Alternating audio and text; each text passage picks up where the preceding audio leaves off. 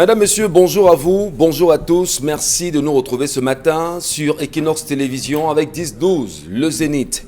Et vous le savez, depuis hier, nous sommes frappés, nous continuons encore à faire le deuil.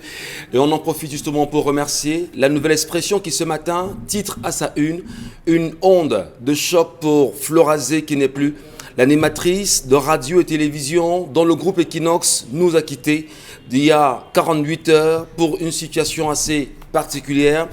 Le journal a compris qu'il était aussi important de lui rendre un vibrant hommage. Toute la maison, y compris la direction générale, reste effondrée. Le deuil, nous continuerons encore à le faire, avec vous également. Merci pour vos millions de messages qui ne cessent justement d'affluer en notre endroit. Et merci de rester connectés quoi qu'il en soit, parce que le Cameroun, nous allons le construire avec vous. Et pour construire le Cameroun encore ce matin, il faut le refaire d'une manière ou d'une autre. C'est toute une famille, c'est toute une équipe qui au quotidien se met davantage sur les sentiers de l'information. Il faut aller les chercher, il faut aller les recouper, critiquer surtout les sources avant de vous les renvoyer parce que vous méritez d'avoir la bonne et l'information exacte sur une télévision crédible. Madame, Monsieur, bonjour à tous et bonjour bien sûr à vous qui êtes là ce matin. Bonbon Bengan, je commence avec vous. Bienvenue. Bonjour Monsieur Ngathou Numba, bonjour à vous chers téléspectateurs. Nous vivons des moments difficiles avec Covid-19 au point où le gouvernement est résigné à ne plus nous donner le nombre de morts, le nombre d'infectés. Ça ne fait rien, mais ça nous ramène à une chose essentielle, je pense que le monde entier le comprendra, c'est le principe de solidarité. Mais comment mettre le principe de solidarité dans un monde de plus en plus capitaliste, c'est-à-dire de plus en plus de la recherche des intérêts. Vous avez entendu le président américain commencer à casser sur l'Organisation mondiale de la santé, un certain nombre de choses. Mais est-ce que le monde entier saura qu'en fait, nous devons nous tenir par la main? Je pense non. Ça voudrait dire une chose, je termine par là, que c'est le moment pour l'Afrique de se souder les coudes. C'est le moment pour nos chefs d'État africains de dire que nous allons prendre notre envol. Après la crise, on doit s'envoler. C'est le moment pour les chefs d'État de prendre la chose en main, effectivement, pour parler de solidarité. Et on se dit que c'est le moment plus que jamais. C'est vrai, Moment Bengan, l'Union africaine a déjà siégé et a donné un certain nombre de prévisions en ce qui concerne le Covid-19 en Afrique. Mais maintenant, on attend le signal des chefs d'État africains, comme vous le dites, certainement pour un sommet africain contre le Covid-19 en Afrique. Oui, mais surtout les conséquences économiques. Je dis bien les conséquences économiques. La première commence par avoir la souveraineté alimentaire. L'Union européenne subventionne son agriculture, les États-Unis aussi, mais nous, en Afrique, on a demandé au pays ACP de ne pas subventionner leur agriculture. Rendez-vous compte. Est-ce qu'on va donc, cette fois-ci, mettre à l'évidence qu'il faut subventionner notre agriculture? La France n'a que 4% de sa population qui s'investit dans l'agriculture, mais la France mange à sa faim et exporte son agriculture. Nous, au Cameroun, par exemple, nous avons 90% de la population qui fait dans l'agriculture, mais nous ne mangeons pas notre faim. Nous avons toujours faim. C'est bien compris, Bonbon Bengan. Avec vous ce matin, Charles Amel Mbachou, bonjour et bienvenue. Bonjour, Monsieur Michel Ngathou. Bonjour à tous les téléspectateurs. Un bonjour particulier à El Hadj Lawan Bako, le président du parti politique l'United Democratic Party, qui demande au chef de l'État, dans un courrier express et confidentiel à lui adressé, d'enquêter sur les activités corrompues et frauduleuses d'Atanga Di et de Baba Dampolo, sur 3 points. Premier point, la gestion du crédit agricole, où beaucoup d'argent avait été prélevé et dont il n'est pas sûr, El Hadj Lawan Bako, que ça a été remboursé. Deuxième, la Campost. Affaire Campost, est-ce qu'on a aussi remboursé? Et enfin, la gestion du Planut, où il aimerait bien savoir qu'est-ce qui a été fait pendant le plan, la gestion de l'argent du plan d'urgence humanitaire. Cet argent a-t-il servi aux déplacés du Nozo? Dans tous les cas, espérons que le chef de l'État lira. Naturellement, une revendication, une interpellation, mais surtout une recommandation d'un citoyen camerounais et pas des moindres, qui pense justement qu'il lui faut des réponses à ces questions. Il faudrait qu'on crée une commission, a-t-il dit, de 11 membres pour enquêter sur le sujet. Espérons que le chef de l'État lira ces notes à lui adresser, parce que nous-mêmes, les Camerounais, on a abordé il n'y a pas longtemps la question de la gestion du fonds, de l'effort de guerre. Comment est-ce que cet argent a été géré? Les Camerounais veulent savoir, qu'on nous rende compte. Il est habitué à des points de presse, qu'il fasse un point de presse où il dit l'argent du Planut a servi. Mais comme on les connaît, c'est lettre morte. Mais espérons que le chef de l'État lui réagira. Très bien. Allez, Karine Santia, avec vous ce matin, bonjour et bienvenue. Bonjour Michel Ngachou, bonjour aussi à nos téléspectateurs. Le Cameroun, prêt à mettre en concession 150 000 hectares de forêt dans la région du littoral, le Cam, la Sanaga maritime, Yingi et Ngambé. Et les populations s'y opposent. Ainsi, s'est associé Greenpeace International pour pouvoir aider les populations à faire un plan de riposte contre cette concession. Au moment où nous sommes dans une course effrénée on va dire à la propagation, on va dire du désert qui est en train de gagner une bonne partie de l'Afrique aujourd'hui, il y a des organisations qui s'emploient encore à couper les arbres. C'est assez compliqué. Voilà. Allez, il faut justement que l'on revoie ça de plus près, mais on verra ça également avec elle de plus près ce matin. Elle est toujours bien dressée, comme à l'accoutumée. Elle, c'est Dominique Audrey Oyengelek. Bonjour Dominique. Bonjour Michel, bonjour aux téléspectateurs. Ce matin, j'aimerais porter la voix de certaines populations, les propriétaires de boutiques du lieu dit New Deido, qui se plaignent du fait que tous les soirs, ils sont obligés, contraints de donner 5 000 francs CFA à certains contrôles de police qui se font de ce côté-là. Ils admettent qu'il arrive qu'ils ne ferment pas boutique. Et lorsque 18 heures, passées de quelques minutes, arrivent, ils sont obligés de donner la somme de 5 000 francs aux agents de police qui viennent leur demander de fermer et de leur donner de l'argent après. La question qu'ils me posent ce matin est de savoir, est-ce que les boutiques où on vend du pain et du riz sont également contraints de fermer à 18 heures? La question, je vous la pose également parce qu'à plusieurs reprises, on s'est interrogé. Si on ne vend pas la boisson dans une boutique, est-ce qu'on est contraint de fermer à 18 heures? Si des sanctions même ont été émises contre des concessions qui ne ferment pas, combien est-ce qu'on doit donner comme amende lorsqu'on trouve qu'on n'a pas fermé? Et pourquoi à certains endroits, on continue de voir des boutiques fermées malgré que les contrôles continuent de se faire? Du moins, on voit les voitures de police passer à tout moment. Ah là. Alors là, il va peut-être falloir dire à votre suite que hier, dans l'après-midi, au quartier village, à entrée lycée, on a quand même aperçu rapidement cette voiture de police qui a choisi de toucher les conducteurs de moto et on a arrêté quelques-uns. Il y a eu malheureusement l'un des leurs qui a payé les frais. Sa moto a été saisie, mais juste à côté, c'est-à-dire à côté de la voiture de la police, il a fallu que la police le ramène de côté, lui donner, enfin qu'on remette à la police qui était là quelque chose et qu'on relâche le garçon. Au moment où on se dit il faut absolument combattre la corruption et que la police soit justement au cœur même de cette corruption et le fait au vu sur tout le monde, c'est assez embêtant que la police soit trempée dans ces histoires au quotidien. Allez avec vous ce matin, bien évidemment, Dominique Audrey Oyengelek, une histoire est celle que vous nous raconterez ce matin. L'histoire du jour, c'est avec vous. Je vous raconte l'histoire de Hilary et de David qui se sont rencontrés via les réseaux sociaux. David raconte qu'il vit dans la région du Nord. Il travaille là-bas pour une société de transport et que sur les réseaux sociaux, il a rencontré Hilary. Et au cours de leur rencontre, ils ont décidé de se mettre ensemble. De temps en temps, il venait à Yaoundé, au point où il a donné la clé de son appartement à cette dernière.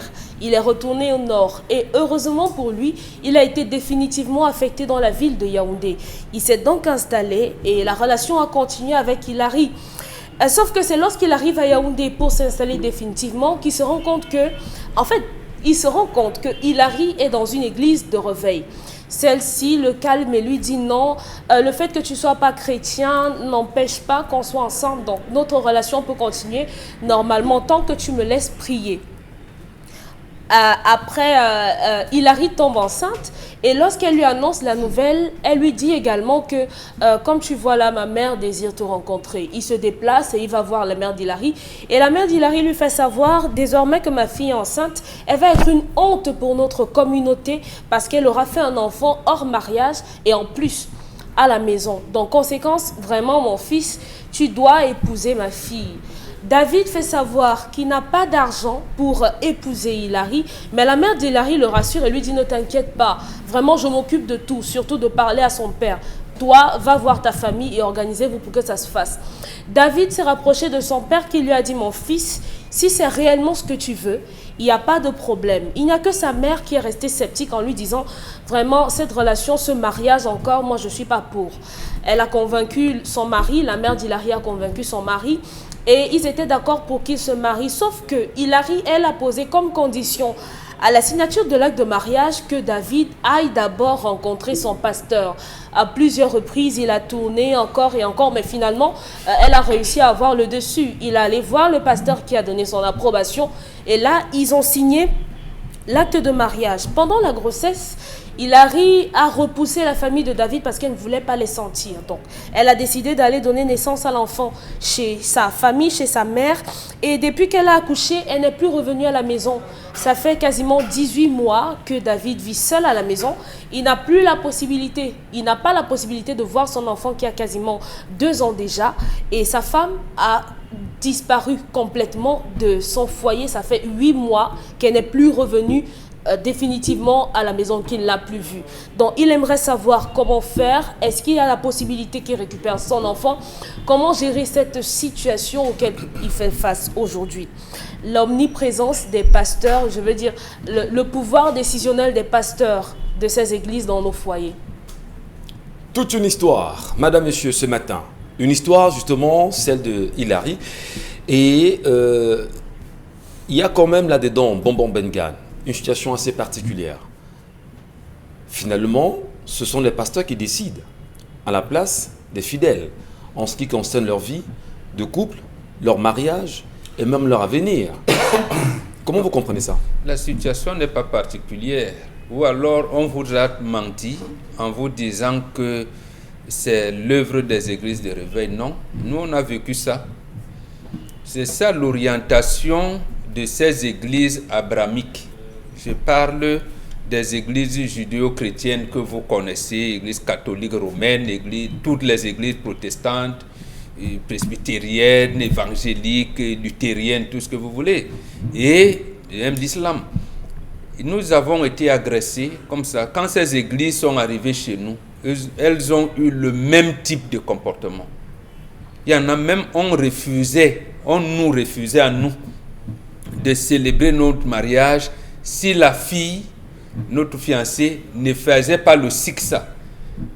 La siksa, oui. Ça veut dire qu'on impose à ta femme qu'elle vienne faire la catéchèse jusqu'au jour où le prêtre, le pasteur estimera qu'elle est prête pour accueillir un foyer. Et parfois, on dit, parfois, on dit que c'est dans ce moment-là que quelquefois, on vous remettait votre fiancée pour qu'elle devienne votre femme quand elles l'ont déjà enceinté. Donc, nous sommes toujours agressés par les églises. Aujourd'hui, ça marque un coup précisément parce que les églises de réveil sont en train de faire exactement la même chose comme ces églises traditionnelles judéo-chrétiennes qui ont pratiqué l'édition. Et la conséquence a été que nos familles, l'organisation sociétale africaine a été complètement désorganisée, délabrée, dénaturée complètement. C'est là où on a commencé à nous dire, Bombok, tu as 3 femmes, choisis une avec qui tu viendras être évangélisé. Parce que lorsqu'on parle même de polygamie aujourd'hui, j'étais donc contraint parce que d'une année d'autre, et ce sont ces pasteurs et ces prêtres-là qui passaient par nos enfants, par nos femmes, pour dire, mais non, toi tu vois, ainsi de suite, pour s'aimer la pagaille dans nos familles. Et amenez donc un homme à choisir une femme avec qui vous allez être évangélisé, commencer à prendre les sacrements, voilà, la communion ou la Sainte Seine, commencer à prendre les sacrements à l'église. Conséquence, les deux autres épouses vont dire « Ah, voilà la bien-aimée, nous on ne vaut rien ». C'est comme ça que la polygamie a commencé à être un problème. Donc en fait, les mariages polygames ont eu des problèmes par la venue de ces missions de Christ. De ces missions de Christ. Donc c'est la continuité. C'est la continuité. Pour nous, le mal est le même. Je dirais seulement à ce garçon, comme il a été honnête dès le départ, en disant à sa belle famille, maman, j'ai pas d'argent. On lui dit, va voir le pasteur. Il est allé voir. Qu'il aille également revoir le pasteur. Parce que vous voyez un garçon qui est, non pas manipulé, un garçon qui est honnête. Et je pense que la fille aussi. Parce que comme la fille réussit à dire à sa maman, maman, vraiment je souhaite que vous regardiez mon fiancé ici. Je pense que c'est un gars avec qui je peux vivre. Elle n'a pas dit, maman, et si je ne l'épouse pas, je vais mourir. Non, elle a dit, maman, voilà. Et tout. Mais donc que le garçon aille revoir le pasteur, peut-être que le pasteur peut concéder, la fille. Voilà, pour que non en fait, puisque le mariage est déjà célébré, je ne voudrais pas qu'il aille devant les tribunaux, parce qu'en fait nous on n'imagine pas que le mariage soit dans des problèmes. Nous imaginons le mariage comme quelque chose de convivial, de parlementarisme, de dialogue. Mais le problème, bon, c'est qu'il a des enfants, il a un enfant qui ne voit pas depuis 2 ans. Mais c'est ça le problème, donc, c'est ce que je dis. Je dis, l'Église est venue perturber nos familles. Là, on ne peut pas le nier. Bon, que le gars se reparte chez le pasteur en lui disant, j'ai dit à ma belle famille qu'on est ma situation matérielle et que nous on se débrouille, notre famille n'a pas de moyens, qu'on me laisse vivre avec ma femme. Là maintenant, contrairement à ce que disait sa belle-mère, là, ils seront déjà la risée du public maintenant plus qu'avant.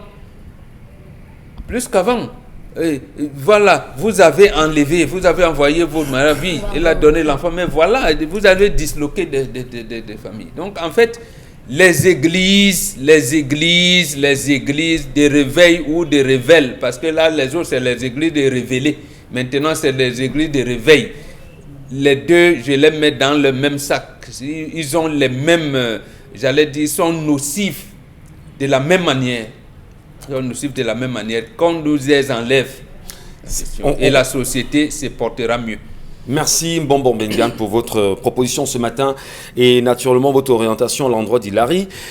Charles Amel Mbachou, c'est une situation tout à fait particulière aussi. C'est vrai, Mbombo m'a dit, particularité n'est peut-être pas le mot, mais il faut quand même sauver à la fois son honneur d'homme, sauver dans la mesure du possible son couple, c'est-à-dire ramener sa femme et surtout sa famille à la maison.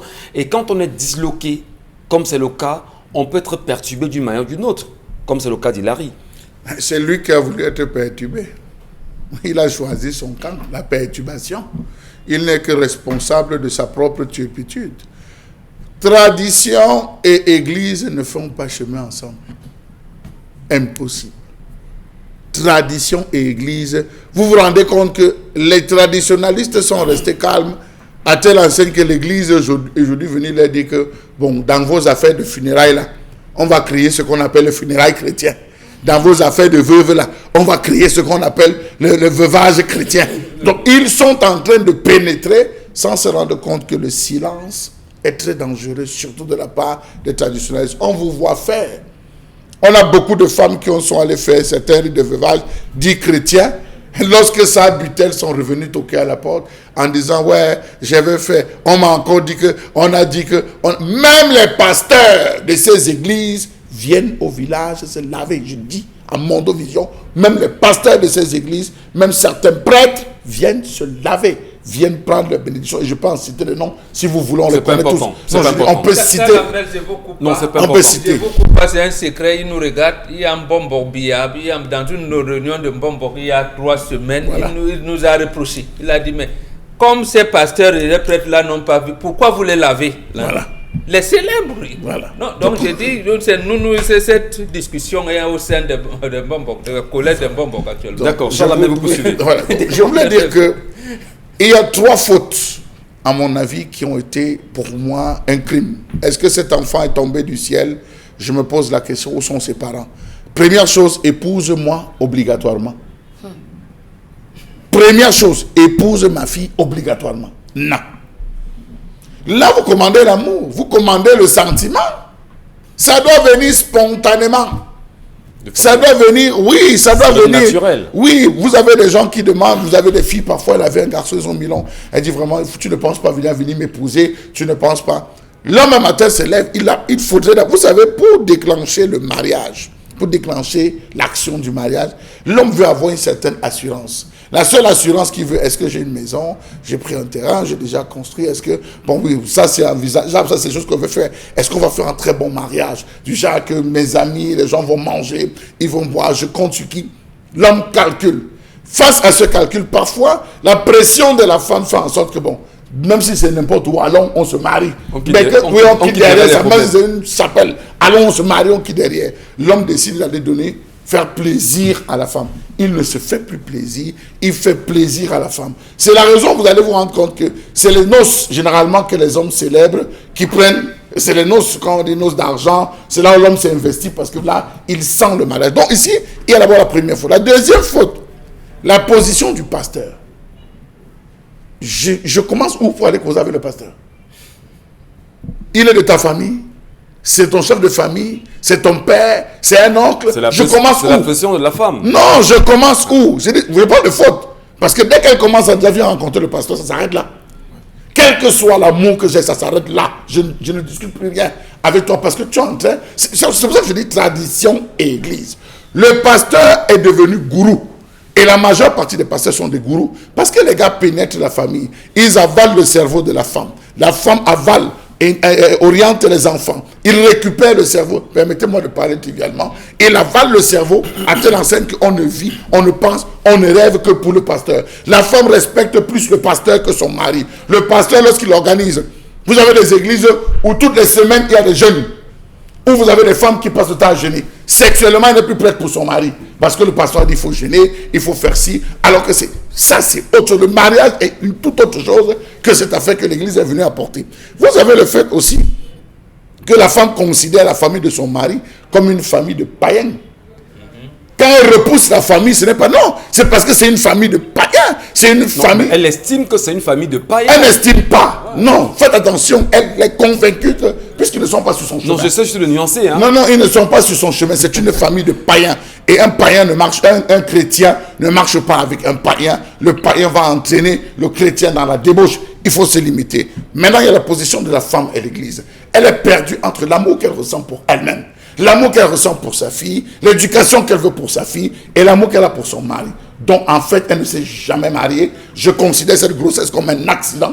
C'est un accident. La conséquence a été épouser ma fille pour laver son honneur. Ce n'était pas un mariage vrai, c'était un mariage pour laver l'honneur. L'honneur de la mère. De la mère. Alors, Karine Santia, Charles Amel nous le fait savoir. Église, tradition, mais on dirait aussi il y a la famille qui s'implique et devient un problème quand même pour certains couples aujourd'hui. Je ne sais pas si c'est un couple. Parce que oui, il y a d'un côté, d'un côté il y a la tradition qui a son poids, il y a l'église qui a son poids sur ce couple. Maintenant il y a la famille aussi de la fille. C'est pourquoi ce n'est pas un couple. C'est quoi? Parce que tout exerce des pressions sur eux. Qu'est-ce qu'ils font? Et au final, ils finissent par se séparer, donc ce n'est pas un couple. Un couple, c'est deux personnes qui, d'abord, avant d'aller voir les autres, ont déjà pris quand même une décision. Donc, quand ils viennent vers vous, c'est de manière consultative. C'est pas pour que vous leur disiez comment ils doivent marcher, mais c'est pour que vous leur orientez sur ce qu'eux, ils ont pensé. C'est ça. Est-ce que le mot consultatif est à sa place? Consultatif, oui. C'est-à-dire, on vient te dire que voilà ce qu'on a pensé. Tu trouves ça comment? C'est pas pourquoi on te demande qu'on veut marcher comme ça. Ou on marche comment? C'est pas. Je me dis que parfois il faut laisser les gens faire leurs propres erreurs et se rectifier eux-mêmes parce qu'on apprend en grandissant et en faisant des erreurs. N'empêchez jamais à votre enfant de faire des erreurs. Voilà une maman aujourd'hui qui a cru bon de laver son honneur à elle. C'est même pas l'honneur de son enfant qu'elle veut laver. Son honneur à elle en donnant sa fille en mariage vite parce que la fille est tombée enceinte. On vous a dit que c'est la prise en charge de la grossesse. C'est pas la prise en charge. Les deux ont fait l'enfant ensemble. C'est pas le garçon qui a fait l'enfant. Il l'a pas trompé, il l'a pas drogué, il n'a pas donné la boisson. Elle était saoule. Ils ont été conscients de ce qu'ils faisaient. Donc c'est à eux d'abord de décider de ce qu'ils veulent faire de leur enfant. Peut-être qu'ils ont même fait l'enfant, ils n'étaient même pas prêts encore à être ensemble. Et le gars voulait même d'abord dire que restez d'abord chez vous pour un temps. Maintenant on a porté ça, on a mis dans son sac que garde la fille là, il faut que tu la maries. Si tu ne la maries pas, vraiment j'aurais honte à l'église, j'aurais honte auprès de mes copines. Tes copines vont diriger ton mariage. Dans le culte du qu'en dira-t-on. Et c'est ça aujourd'hui qui conditionne la vie des gens.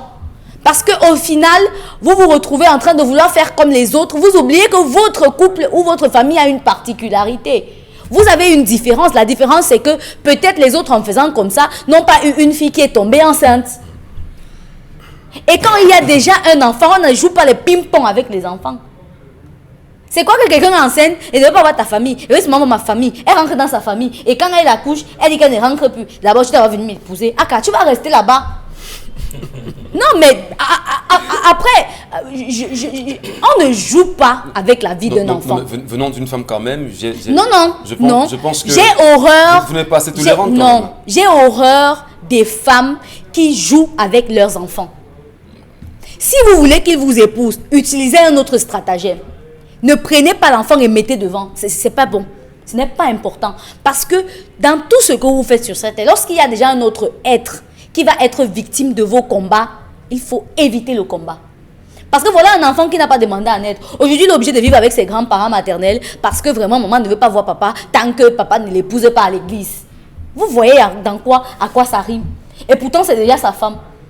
Alors que dans la même maison, vous pouvez vivre là et tu le flattes, il t'épouse. Si tu veux être épousé. C'est sous la bénédiction du pasteur. Parce que le pasteur, qui est un apôtre de paix, devrait dire non.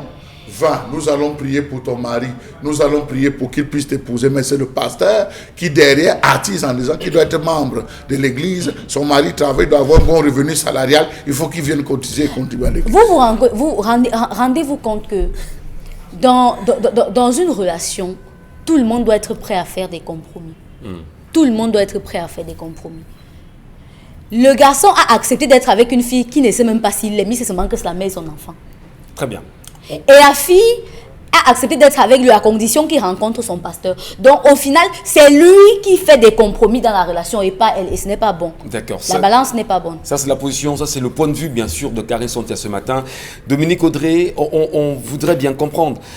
Au-delà de ce fait bien posé ce matin pour Hilary, est-ce que il ne risque pas le pire parce qu'il peut avoir un choc psychologique qui risquerait de ne pas vider pendant toute sa petite vie?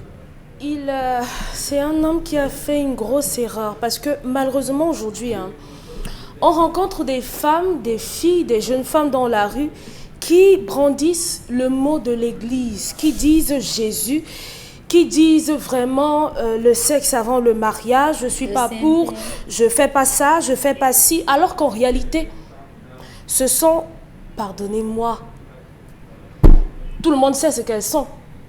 Là, je vous applaudis. Applaudissez-moi, parce que j'en connais. Je vous applaudis. J'en connais, monsieur Mathieu. Rendez-vous compte que dans mon entourage... Comment savez-vous ça? Oui, dans mon entourage, vous voyez des femmes, ce sont des aguicheuses, la plupart du temps. Vous êtes avec un homme, par exemple, et à côté, il y a une femme qui dit « Oh Jésus, faya, faya », à longueur de journée. Mais c'est elle qui passe le temps à faire de l'œil au mari de la voisine. Mais dès que la femme va faire genre vraiment la voisine là, façon je vous... Oh non, ouais, c'est une fille, elle est chrétienne, elle ne fait pas ce genre de choses. Mais tamponner cette dernière dans un couloir, moi je pense qu'elle s'est cachée derrière l'église, derrière Dieu, pour avoir cet homme-là. Parce que quoi, elle savait que c'est un homme qui n'était pas à Yaoundé, donc elle pouvait avoir accès à l'appartement, faire ce qu'elle veut, comme elle veut, et tout. Et maintenant qu'il est là, on cherche une excuse, un moyen pour ne plus être avec lui. Moi, je ne pense pas que cette femme ait à un seul instant aimé ce garçon. Mais maintenant, à côté de ça, on a des hommes qui ne réfléchissent pas. Les hommes sont tellement naïfs. Ah bon? Tellement... stupide. Parce que... Non, non, c'est quand même grave, Dominique Audrey. Vous dites les hommes, dites-nous peut-être certains hommes. Les peut-être... hommes. Oui, non, elle dit les je hommes. crois que je parle en Écoutez, français. nous en tant qu'hommes, on se sent offensés. Monsieur Ngachou, vous pouvez avoir votre femme. Et moi, je décide délibérément de vous arracher à cette femme ou bien d'être la troisième personne dans votre couple. Je vais vous prendre par les sentiments, je vais vous manipuler et vous allez me croire. Pourtant, ce n'est pas vrai. Pourtant, ce n'est pas vrai. Et pourquoi vous faites ça ici, là, aux naïfs. Trouvez-moi sur votre chemin. Monsieur vous allez réfléchir. Monsieur non, Mbachou. Vous dites les hommes. Monsieur Mbachou. Vous dites Monsieur Mbachou. Les hommes, attention. Vous avez dit ici que vous êtes polygame. Vous avez fait comment pour devenir polygame? Pour devenir polygame, oui. Je ne mange que ce que j'ai chassé. Ça c'est ce que vous croyez. Je suis un lion. Ça c'est ce que vous croyez. Je suis un lion. Je ne mange que ce que j'ai chassé. Vous chassez. Je ne suis pas une hyène qui se nourrit des proies. D'accord. Faites vos yeux doux. Elles sont là, elles peuvent témoigner. On fait la radio, on fait la télé depuis des années. Les aguicheuses qui cherchent les hommes des médias, qui font. Je suis là, regarde, je ne tombe pas dans ça. Je vous le dis, je ne tombe pas dans ça. En tout cas, c'est bien peur. Donc, les histoires qu'on dit clin d'œil là, allez mettre les clignotants, ça va pas me prendre. Merci, Charlamère. Allez, 30 secondes. Dominique Audrey pour finir. Je termine pour dire qu'il n'a pas à vouloir la revoir.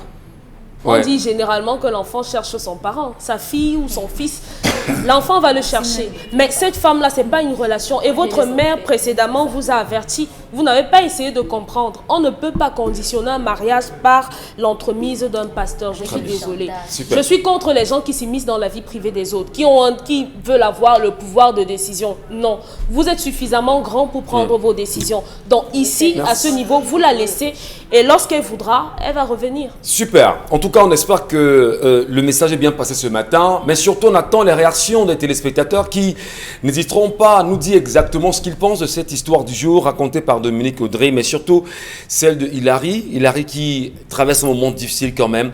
Et peut-être ces filles aguicheuses qui nous regardent ce matin, peut-être elles aussi, elles pourraient réagir. On n'a rien... Oui, j'ai dit les filles aguicheuses. Mais les hommes, comme moi et comme nous peut-être, qui ne sont pas bêtes en fait. Okay? Personne ne vous a traité de bête. Personne ne vous a traité de bête. C'est juste que vous pensez que vous êtes intelligent. Allez, rapidement, nous allons justement nous rendre dans l'univers de Charlamel Mbachou ce matin, qui revient avec une colère particulière, une colère qui a pratiquement, je vais même dire là-dedans, il y a des éléments de douleur, il y a des éléments de choc, inacceptables. La colère de Charlamel Mbachou.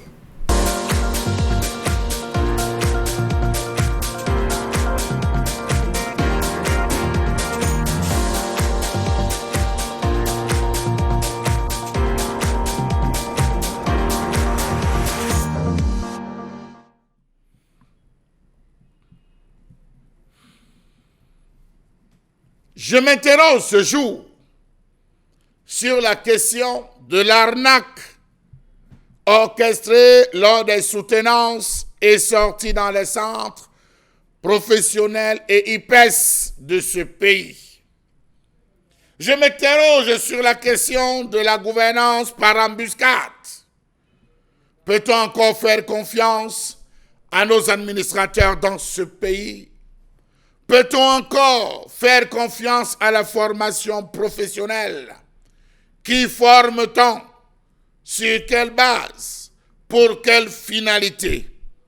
Quelle est la raison pour laquelle on a créé le ministère de l'Emploi et de la formation professionnelle si les professionnels sortis n'ont pas d'emploi? Quelle est la connaissance que le ministère de l'Emploi et de la formation professionnelle a de son département ministériel? That is the question. Comment comprendre que la formation professionnelle se porte en elle-même mal dans ce pays? Tous les secteurs se plaignent, tous les cadres se plaignent, certains IPES crient en silence. Comment comprendre la forte centralisation des décisions au MINEFOP, rendant les délégués régionaux et départementaux en simples figurants? Savez-vous que concernant le certificat de qualification professionnelle, c'est Yaoundé qui recouvre les dossiers? Qui choisit et tire les épreuves? C'est encore Yaoundé qui envoie les chargés de mission.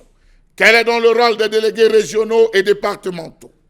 Savez-vous que le ministre a décidé que seuls ceux détenteurs d'une licence désormais pourront suivre la formation des délégués médicaux alors que plus de 3500 apprenants étaient encore régulièrement inscrits dans les centres avec niveau baccalauréat.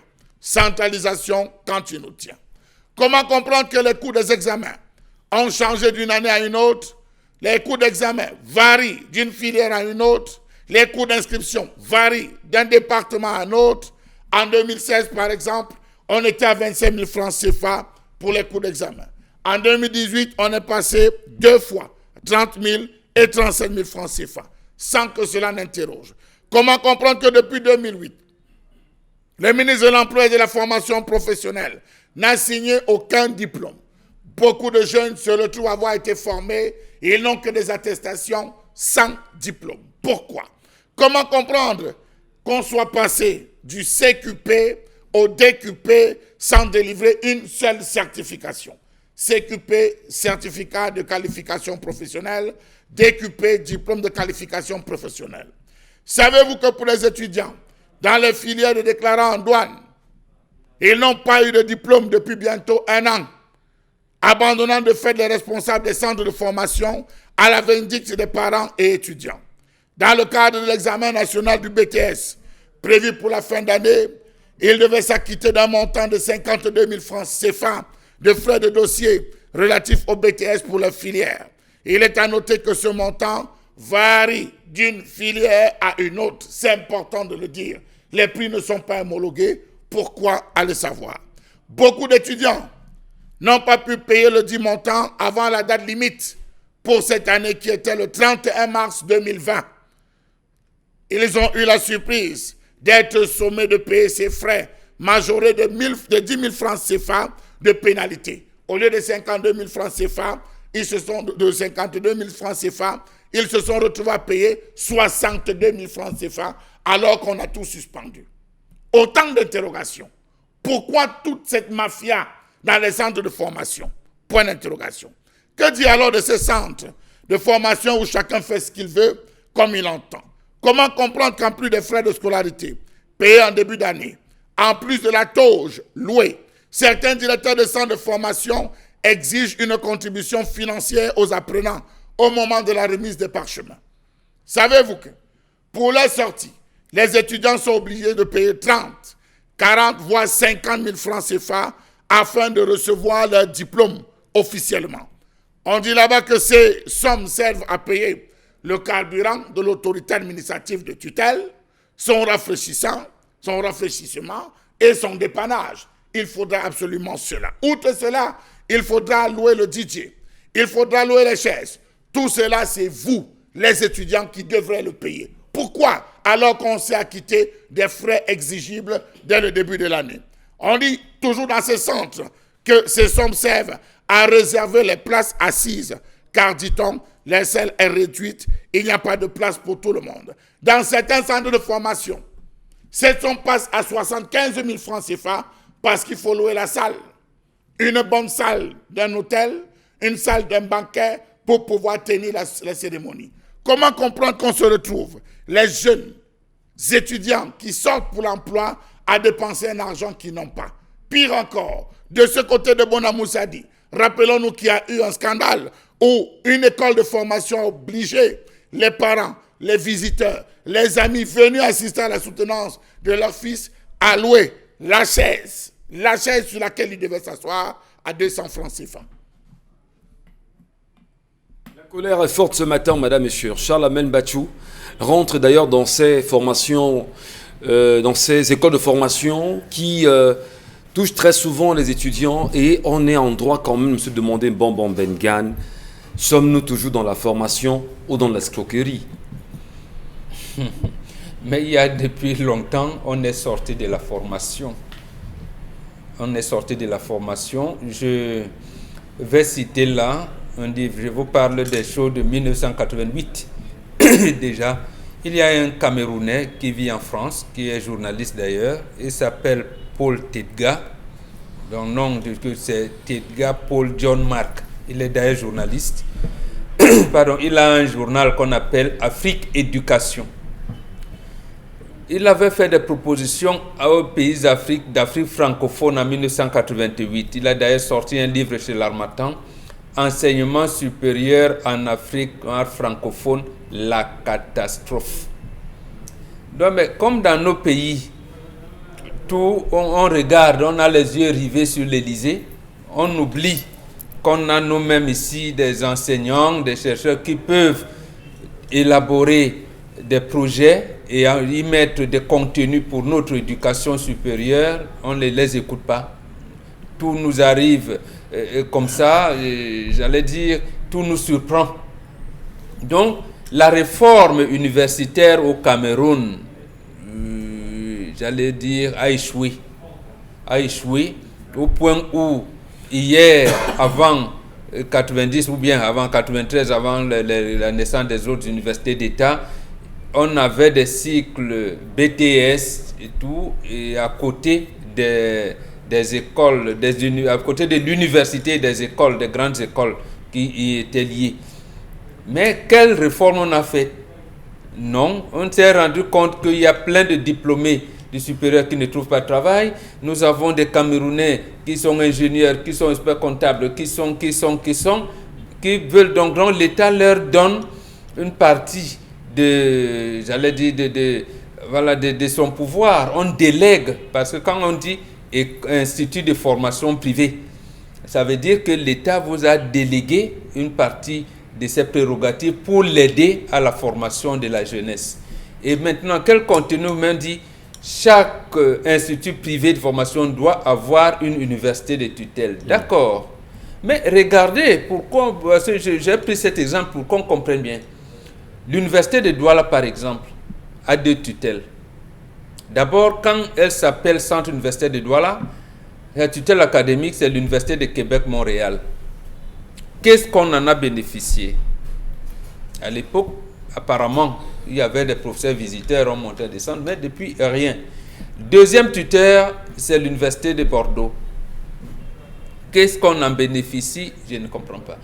Donc, en fait, ça aurait dû amener les États, parce que là, non seulement c'est des universités d'État, mais ils ont des cadres comme la francophonie, ils ont des cadres comme le Commonwealth, on aurait pu attendre que les soutenances à l'université de Douala, par exemple, on voit les professeurs venus de Bordeaux. Les soutenances à Bordeaux, on voit les professeurs quitter Douala pour aller encadrer là-bas, avec ce que cela comporte comme échange de documents, échange de librairies, ainsi de suite. Et calquer donc ça pour mettre sur place, en réalité, comme on dit, Institut de formation Bombok, qui a comme tuteur académique l'université de Tchang. Donc, et que mes étudiants, les étudiants de mon institut qui bénéficient, il y ait des échanges. Et qu'on ne vienne pas parce que mes étudiants vont sortir, mais on dit, bon, tous les étudiants, d'abord le recteur de l'université de Tchang nous fera l'honneur d'être là. Donc, les étudiants doivent cotiser pour... Et pourtant... voilà. Donc, en réalité, nous sommes dans une reine de débrouillardise et les créateurs de ces instituts, et ils se font plein les poches, ils se partagent là, mais c'est le pauvre parent qui lui sait d'ailleurs, il paye cher la formation de l'enfant, voilà. Et il est même sûr que l'enfant là, c'est un chômeur qu'il va mettre à la maison. Donc voilà dans quelle situation il se trouve, c'est dangereux. Karine Santia, en faisant justement, on va dire, un contour sur cette colère du jour, on se rend compte que malgré cette interpellation importante de Charles Amen Bachou ce matin, ces écoles n'arrêtent pas de naître. Oh, elles naissent tellement. Parfois, comme il y a tolérance administrative, elles peuvent exister même 5 ans avant de recourir maintenant à des documents pour leur création. Et encore que la plupart d'entre elles ont des tutelles universitaires dans le pays, dans le Cameroun. La plupart de ces tutelles-là, au début, c'était l'université de Boya et l'université de Tchang qui étaient les plus prisées. Mais aujourd'hui, quand même, il y a l'université de Douala, l'université de Yaoundé, l'université de Bamenda qui sont aussi bien prisées par rapport à ces tutelles pour les IPES. Et ce que vous allez constater, c'est que ces IPES-là créent des problèmes même au sein de l'université, c'est-à-dire de l'instance de l'État. C'est-à-dire qu'il y en a dans des universités aujourd'hui, des départements qui ont des formations professionnelles, qui aussi créent des problèmes. En 2018, par exemple, il y a eu un accrochage entre le vice-recteur et le doyen de la faculté des lettres à l'université de Douala, justement parce que certains étudiants payaient des frais illicites de soutenance. Et ça a créé un gros vacarme. Il y avait des suites de communiqués sur communiqués de chacun des deux, des lettres ouvertes qui laissaient croire qui laissaient fleurir des joutes verbales, justement parce que le vice-recteur voulait savoir ce qui se passe en fait dans ces études, dans ces formations professionnelles. Il n'a pas été plongé dans le magot, il n'a pas été, on l'a écarté sans qu'il s'en rende compte. Peut-être, mais bon, nous ne sommes pas dans le secret des dieux pour savoir tout cela.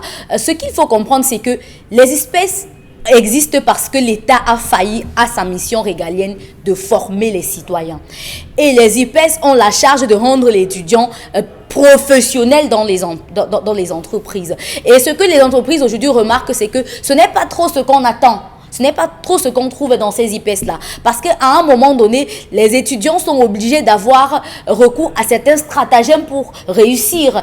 Vous vous rendez compte qu'après votre formation, si vous avez un directeur de mémoire, si vous devez soutenir, pour le voir dans les IPES, vous devez encore faire tout un concours. Alors que vous êtes dans une institution privée. Et donc, il doit être disponible. Il faut lui donner son carburant. Les crédits téléphoniques, vous ne pouvez pas l'appeler n'importe comment. D'abord, pour envoyer votre document par email, vraiment, il peut même vous réclamer des frais de connexion Internet et autres pour télécharger votre document. Vous vous rendez compte que le jour de votre soutenance, en dehors du fait que vous allez faire une réception à l'école, vous devez payer le transport de l'autorité administrative qui va venir, des autorités universitaires sous la tutelle de votre université privée qui doivent venir assister à votre soutenance. Préparer le gombo pour passer. Imaginez-vous. Sinon, vous allez avoir passable. Sinon, vous serez passable. Sinon, vous serez passable. À défaut de quoi vous serez passable, vous n'aurez pas très bien. Comme tout le monde veut la mention très honorable. Et comme tout le monde veut la mention très honorable, on se bat pour pouvoir avoir ces frais-là. C'est vraiment criard parce que imaginez-vous que les frais de scolarité dans une IPES aujourd'hui, pour le niveau 1, ne sont pas moins de 350 000 francs. Aujourd'hui, ça dépend des filières que vous voulez faire dans les IPES et de l'IPES en question. Parce que parfois, on vous vend le rêve, on vous dit non, les cours sont en présentiel, il y a des diaporamas qu'on vous fait, il y a aussi des publicités parfois qu'on ne forme plus, c'est ça? Il faut arrêter. Qu'on définisse des critères pour tout le monde, des critères de base pour tout le monde. Donc, il faut justement que ces critères de base soient respectés, nous fait savoir Charles Mbachou. Dominique Audrey, c'est également un sujet particulier aussi qui vous touche au premier chef. Vous êtes formé, vous êtes passé au moins par là. Quelle a été votre histoire? C'est l'histoire de tous les Camerounais. Malheureusement, je ne vais pas donner le nom de l'école par laquelle je suis passée, mais tout le monde sait que c'est comme ça, malheureusement. Et moi, j'ai toujours eu un problème avec ça, parce que le ministère qui est censé encadrer ces IPES-là semble avoir complètement démissionné. Rendez-vous compte que quand vous notez pour un examen que vous êtes censé faire, pour une soutenance, vous devez payer. Comment est-ce que c'est compréhensible? Comment est-ce que ça s'explique? Pourquoi est-ce que ça se fait? Et on n'a pas la possibilité de se plaindre. Malheureusement, aujourd'hui, je suis à la place des personnes qui étaient à ma place au moment où moi j'ai dû passer par là, où il fallait se plaindre. Aujourd'hui, chaque jour, des gens envoient des récriminations, envoient des plaintes. On ne peut pas, mais on n'a pas le choix. Malheureusement, on est obligé de dire ça comme ça. Nous sommes obligés de payer. Aujourd'hui, on parle de ça en termes de soutenance, mais figurez-vous que durant même l'année scolaire, malheureusement, dans certaines filières, l'enseignant vous dit « Moi, je ne vais pas venir faire cours et je ne vais même pas venir vous évaluer. Donc, cherchez combien vous allez me donner là-bas, je vous donne les notes. » Ça commence pendant l'année scolaire et ça se termine malheureusement comme ça. Aujourd'hui, dans plusieurs écoles de formation professionnelles, c'est comme ça qu'on fonctionne. Comment est-ce que dans un établissement scolaire où on a préalablement payé une pension, on demande à l'élève de louer la chaise. Donc, si j'ai 10 membres de ma famille, je loue 10 chaises pour ces 10 membres de ma famille, alors que précédemment, j'ai payé une pension et c'est l'établissement qui organise les soutenances. Et nous, on ne doit pas payer les encadreurs pour leur travail parce qu'ils sont déjà préalablement payés. Donc, finalement, on convient avec tous ceux qui pensent qu'il n'y a rien de bon. Il n'y a aucun bout par lequel le Cameroun sort s'en sort bien. Aujourd'hui, puisqu'on paye nos encadreurs pour qu'ils viennent nous noter lors de nos soutenances, on peut bien s'accorder à dire que parfois on est obligé, on vient juste montrer notre beau vêtement, on fait semblant de parler là quelques minutes puisqu'on a déjà payé. On a déjà payé et on va nous donner une bonne note. On sera donc obligé de remettre en question les qualités, les capacités intellectuelles de tous ces étudiants. Je ne vous le fais pas dire parce que nous sommes tous formés, nous sommes passés par des écoles de formation. Et quand bien même vous obtenez votre licence, on vous dit, eh bien, écoutez, votre licence obtenue en partenariat, comme Bambor le disait à l'instant, avec X ou Y école, cette licence n'a pas de consistance. En réalité. On s'en souvient également, cher Lamine Bachou, qu'à un moment donné, lorsque vous vouliez rentrer dans une école prestigieuse, entre guillemets, comme les STIC, pour nous qui sommes journalistes, et que vous ayez fait une formation avant, des gens ayant obtenu un BTS, vous deviez revenir à l'ESTIC, vous revenez à l'ESTIC absolument avec le baccalauréat, et vous devriez y faire 3 autres années pour en sortir. C'est compliqué quand même. Monsieur Michel Ngachou, c'est le banditisme à l'état pur. Souffrez que je dise que c'est des bandits. Je le dis et je pèse mes mots. Vous avez des enfants qui doivent quitter la maternelle pour aller à la CIL. On envoie la note aux parents qu'il faut que le père paye la tauge à l'enfant. 5 000 francs, la location de la tauge, 5 000 francs. Dans une école de 1500 élèves, ça fait 7 500 000 francs. Les tauges sont déjà cousues, vous louez à 5 000 francs, juste pour une photo. Vous devez faire la photo. On vous prend 5 000 francs pour la photo, alors qu'on remet aux photographes 3 000 francs. C'est 3 000 francs qu'on donne au photographe, les photos encadrées. Et il prélève 2 000 et il donne 3 000 francs au photographe qui a négocié au préalable la titularisation dans l'école. 2 000 francs fois 1 500, ça fait 3 millions. Ajoutons 5 500 000, ça fait 10 500 000. Qu'il se retrouve à avoir chaque fin d'année, tranquillement.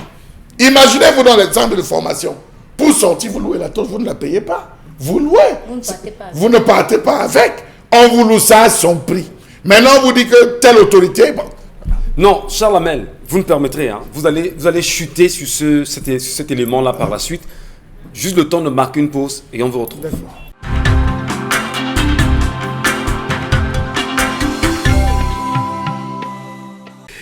Bon retour, madame, monsieur, sur les antennes de Radio Equinox. Non, pas la radio, mais Télé Equinox ou encore Equinox Télévision, c'est encore mieux. C'est vrai qu'en même temps, c'est tout le groupe Radio Equinox, Equinox Télévision et la Nouvelle Expression, dont justement en début d'émission, nous vous faisions remarquer que le journal La Nouvelle Expression, ce matin, est revenu. Oui, vous le savez, on peut insister, mais l'important de garder ceci, surtout de l'arracher, et de garder ceci comme un élément de vie, comme un élément qui vous permettra de toujours vous rappeler de cette dame.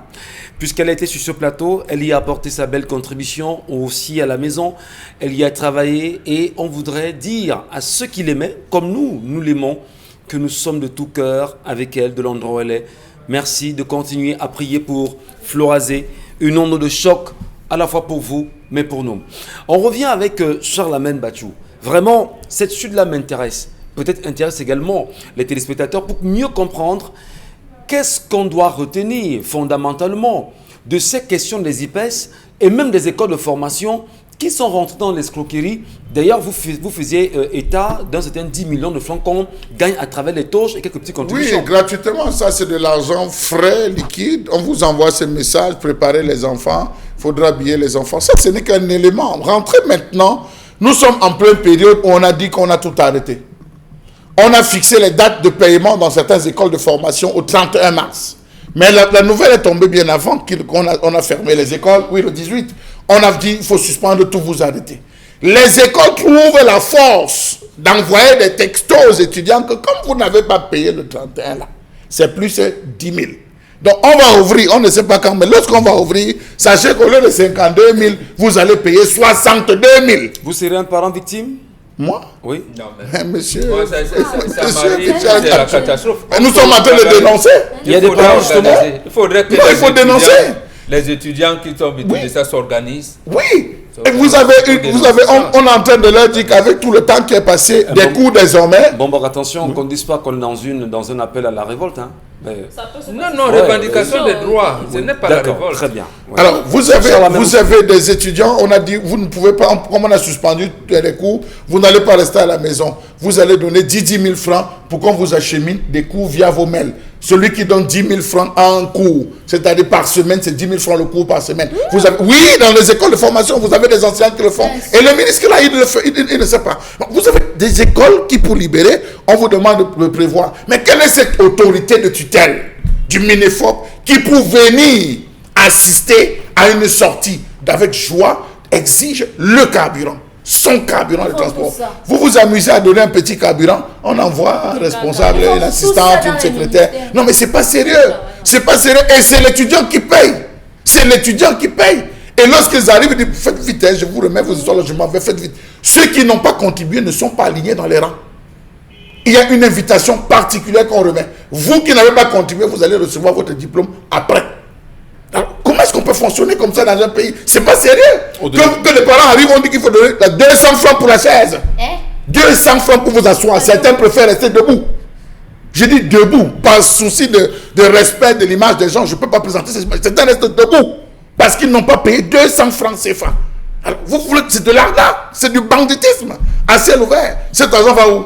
Alors, justement, le lien que vous faites entre le ministère de la formation professionnelle et le ministère de l'enseignement supérieur, ou même encore l'enseignement secondaire, finalement, est-ce qu'il n'y a pas des collisions entre ces ministères-là pour pouvoir peut-être mieux spolier le petit étudiant, vous savez, et même les parents? On dit c'est une seule dent qui a gâté toute la bouche, qui a fait pourrir toute la bouche. Ça a commencé dans un endroit où on dit, mais nous on peut expérimenter ça chez nous. Hein? L'autre va venir, non, nous on peut expérimenter ça aussi chez nous. C'est comme ça que ça évolue. Et finalement, vous vous rendez compte que c'est ce qui ça paye le plus. Est-ce que vous savez que lors des ateliers pratiques, pour qu'on fasse le tour, les membres du jury fassent le tour de tous les différents ateliers pour voir comment, peut-être si c'est en couture, modélisme ou c'est ceci pour vous évaluer. Monsieur, vous devez casquer. Pour qu'on touche même votre vêtement. Ça, c'est des choses que vous gérez avant. Qu'il arrive, on soulève, on dit oui, vous avez respecté le point de croix, vous avez respecté. Excusez-moi, je ne maîtrise rien. Du réseau.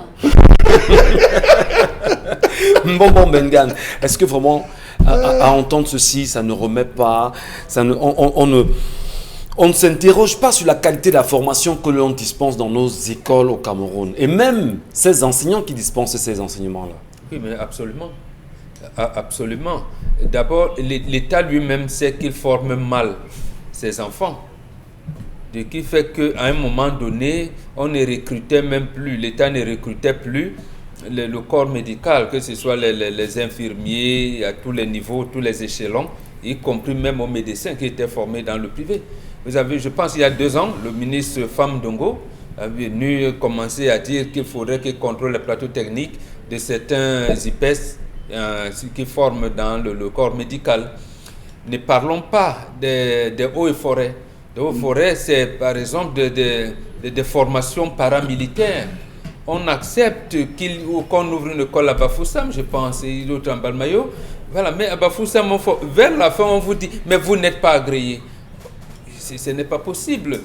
L'autre école de formation également, parce que moi je vais citer, il y a ici ce qu'on appelait centre de formation rapide à Bassa Ndobat, ici à côté de BP Cité. Je pense que c'est les Coréens qui nous ont fait cadeau, bon pas cadeau, dans la coopération, parce qu'il faut utiliser les termes diplomatiques. La coopération avec la Corée fait que mais non, de Pérévet à Issa Tiroma aujourd'hui, on ne sait pas ce que ça représente, ces écoles-là. On ne sait pas. Maintenant, les autres qui forment en BTS, comment vous appelez ça, en transport et logistique, en journalisme, en tout ce que vous voulez, vous avez là, non. L'État, puisque, en fait, ces promoteurs-là donnent les bacs chiches, ils vont dire quoi pour équilibrer les comptes? Ils sont donc obligés de se rabattre sur les pauvres étudiants. Donc, les pauvres familles qui sont démunies, qui sont pauvres, pour malheureusement venir combler. Parce que vous allez faire comment? L'enfant, tu as fait ta formation 3 ans.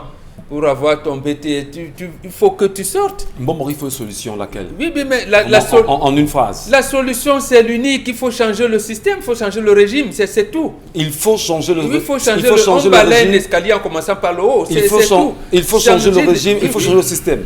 Absolument. Très bien, on vous a compris. Dominique, avant que nous revienne bien sûr à la lecture des messages, j'aurais bien voulu savoir avec vous comment vous appréciez ça. Quand même, au-delà de cette formation, c'est ce qui justifie quand même que dans des entreprises, parfois, ceux qui sont recrutés ne sont pas à la hauteur.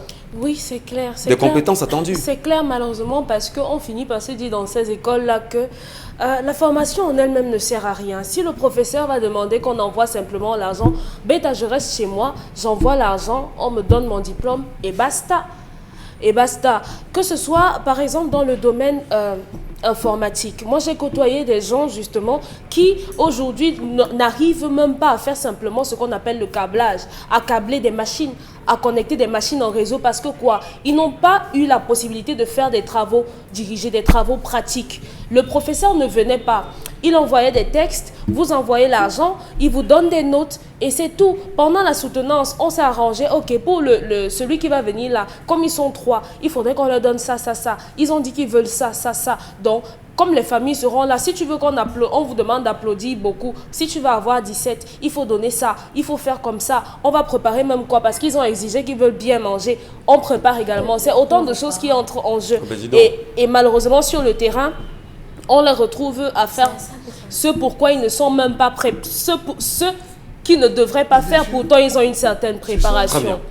Allez, on sait rapidement avec vous, Karine Santia, nous allons prendre les nombreuses réactions de nos téléspectateurs qui nous regardent à travers le monde, à travers la planète. Merci à vous de rester connectés sur 10-12, le Zénith. Karine Santia, avez-vous les messages? Fallon Magoum qui dit que ça s'appelle de la gourmandise exagérée. C'est le Cameroun. Pire, c'est que c'est les pauvres étudiants qui en paient le prix. Alors, je n'arrive plus à comprendre ces écoles de formation. Moi, je suis étudiant dans l'une de ces écoles et figurez-vous, un instant, et figurez-vous,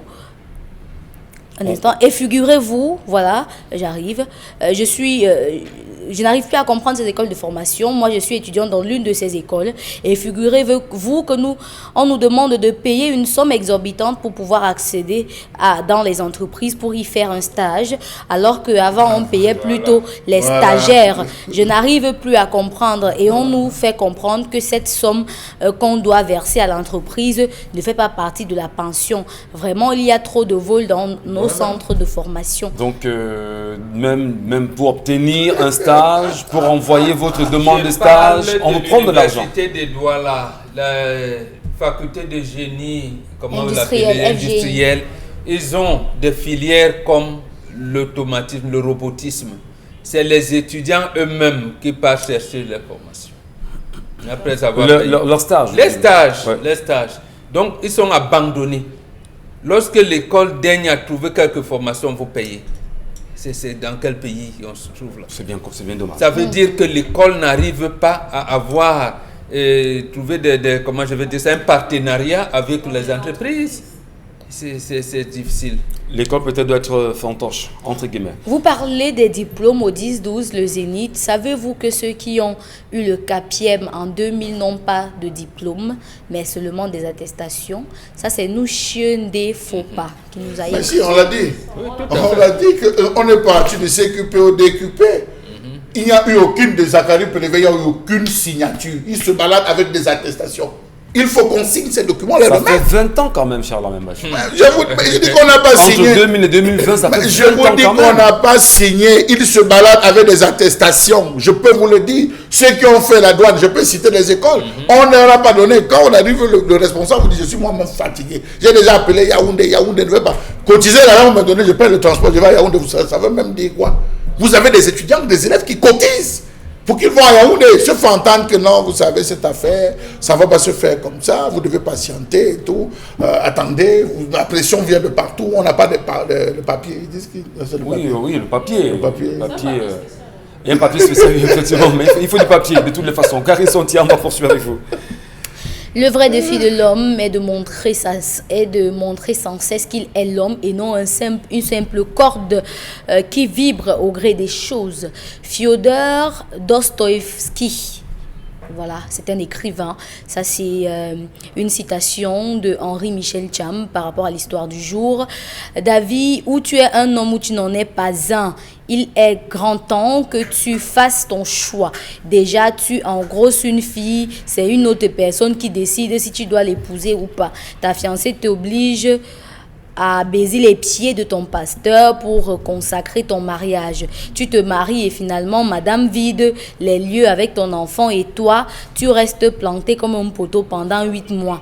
David, tu vas aller sommer cette fille de revenir à la maison avec ton enfant et de s'acquitter de ses obligations conjugales. Sinon, il y aura une poursuite Il aura judiciaire. tout gâté. Il ne sera jamais à l'aise. Il sera malheureux toute sa vie. La femme va te faire ça dur. Karine Santia.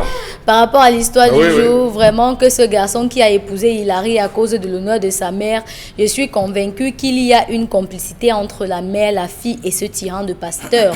Je pense même que la fille et la mère savent pourquoi la fille quitte le mariage. La maternité de cet enfant est sûre, mais la paternité est incertaine. Sinon, pourquoi insister que le pasteur soit en accord pour leur mariage? C'était pour montrer au pasteur que bon, voilà celui qui va reconnaître ton enfant ou encore qui sera le père, donc que le garçon ne se casse pas le cerveau. Il est dans un engrenage plein de conditions de ce terrible et satanique pasteur. Pendant ce temps, qu'il refasse une vie, car la fille est une prostituée chrétienne. Oh là là, Ah ouais. oh là là, oh là là. Aujourd'hui, ces pasteurs sont comme les pères. Hein. Mais C'est eux qui Dominique décident Audrey, comment on envoie. traiter quand même une fille de prostituée chrétienne là. Bon, peut-être prostituée n'est pas le mot, mais c'est une partageuse alors. Oui, Vous préférez. je lis C'est le pour dire message. qu'elle se cache. Non, Oui, on descend, on va quand même pas aussi bas, hein, quand même. vous trouvez que c'est bas? Oui, bon. Parce qu'elles se cachent justement sous leur longue jupe là, avec les foulards. Elles font semblant. Il faut les côtoyer. Lorsque vous êtes dans un endroit, avant que je commence à travailler, je faisais la couture. Dans cet endroit-là, il y avait des filles des églises, entre guillemets, de réveil qui venaient là tout le temps. Et lorsqu'il arrivait qu'on parle par exemple de sexe, elles sortaient en courant. Lorsque quelqu'un voulait boire une bière à côté, non, elle disait vraiment, c'est pas bon, vraiment, vous les mondains là-haut, machin. Mais la plupart avaient des enfants hors mariage. Comment ça s'explique? On ne parle pas de sexe, on ne C'est un consomme pas enfant. de bière, on n'est pas marié, mais on C'est fait les des enfants enfants. des autres qui viennent se réveiller. Les Dominique- enfants réveillés, c'est les Dominique enfants des Audrey. autres en disant que mon ancienne vie, Oui. je ne suis plus dans mon ancienne vie. Tu viens d'entrer dans ma nouvelle vie. Et comme tu es dans ma nouvelle vie, sexe à gauche. J'ai été sexe sauvée à par la gauche, parole de mariage Dieu. d'abord. Ouais, ben voilà. C'est Merci. nous, c'est les autres, les innocents qui payent toujours. Merci pour vos nombreuses contributions, merci pour vos nombreuses réactions. Continuez bien sûr à réagir aux différents sujets qui sont exposés sur ce plateau. Et vous le savez, c'est bien de sentir cette réaction avec vous parce que l'émission est la vôtre. En tout cas, étant donné que l'émission est la vôtre, vous êtes tout le temps sur les réseaux sociaux, vous vivez pas mal de choses, vous faites des découvertes, vous touchez à des sujets, vous réagissez très souvent à tout ce qu'il y a sur la toile. Et Karine Santia a une mission au quotidien, c'est d'aller les rassembler. Mais surtout, ce qui a été essentiel, ce qui a retenu vos attentions, a retenu également son attention. Alors, on commence par cette correspondance du ministre de l'administration territoriale adressée au ministre des Finances avec en objet ouverture d'une enquête et gel des fonds de l'association illégale dénommée Survie Cameroun, Survival Initiative, Survival Initiative par l'ANIF.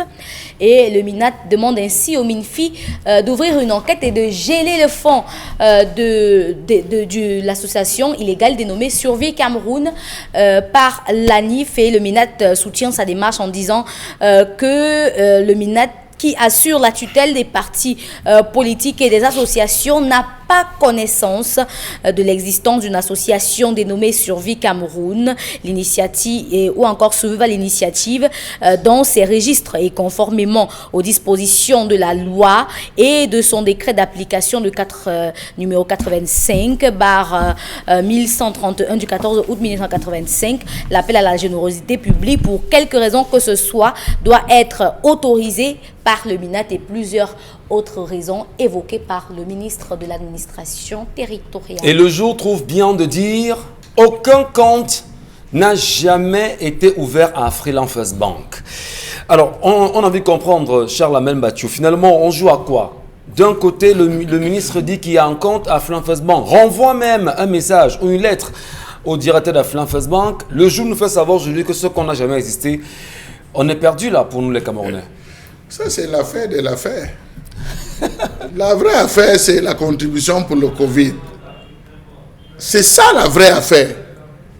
C'est ça la vraie affaire. L'affaire, c'est contribuer pour le Covid-19.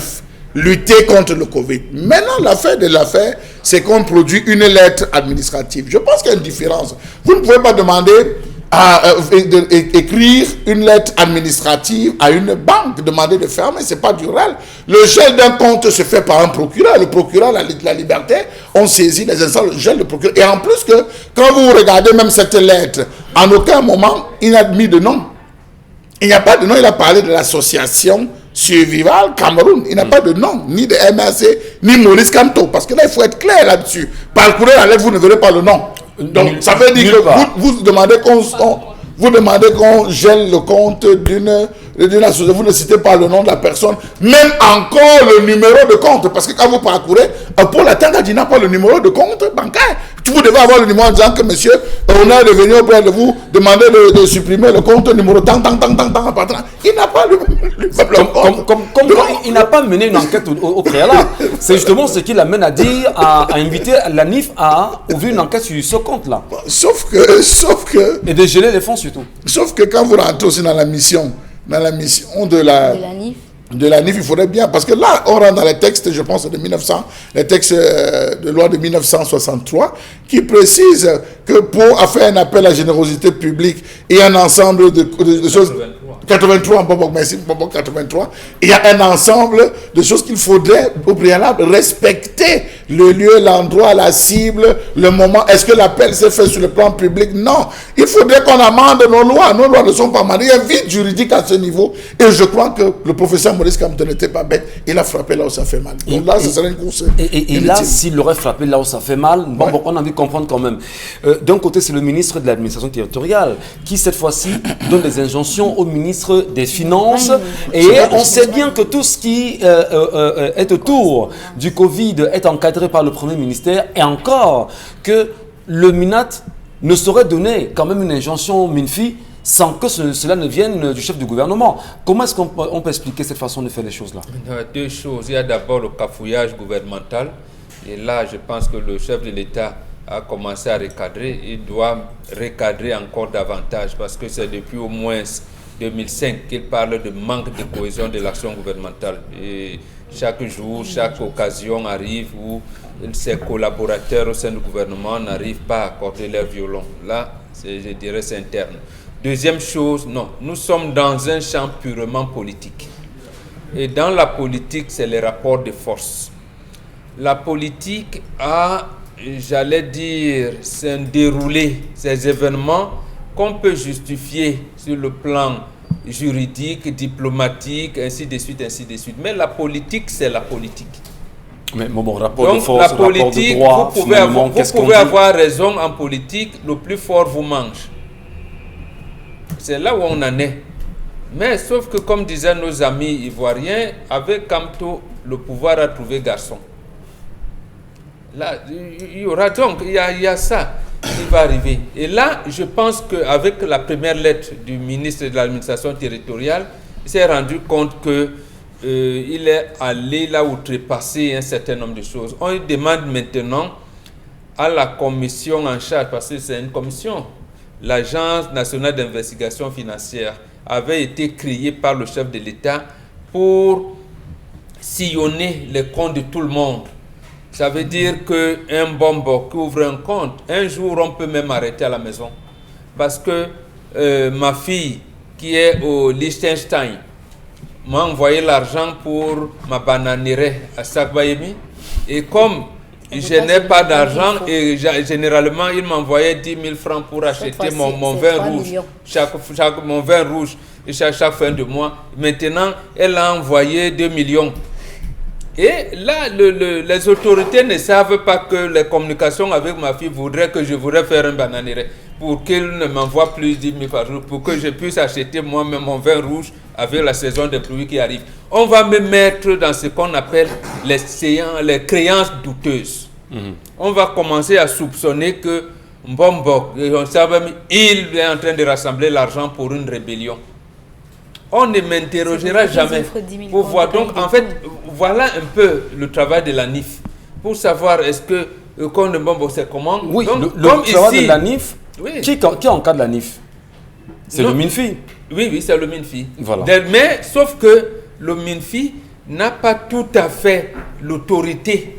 C'est-à-dire que l'autorité, mais la NIF envoie ses rapports à la présidence de la République. Par exemple, il vous est interdit, avec la création de la NIF, de faire comme en France. Vous voyez souvent Mediapart ou le Canard enchaîné dire que Cahuzac a un compte en Suisse, qui a transité, qui a fait ci, qui a fait ça, et que, comment on l'appelait, François Fillon, d'Antarctique, il a pris son épouse, voilà, Ici, vous publiez le compte d'un particulier, on peut vous mettre en prison. Donc, le rapport est adressé au chef de l'État, c'est lui qui en fait l'État. Mais comme la NIF, et je pense que la lettre qui a été signée par le trésorier de MRC et un autre là, qui disait qu'on va ouvrir un sous-compte de MRC pour... Donc, c'est la NIF seule, au stade actuel, qui va faire cette investigation pour savoir si ce compte est ouvert et comment faire pour fermer le compte et donner donc la possibilité à l'État central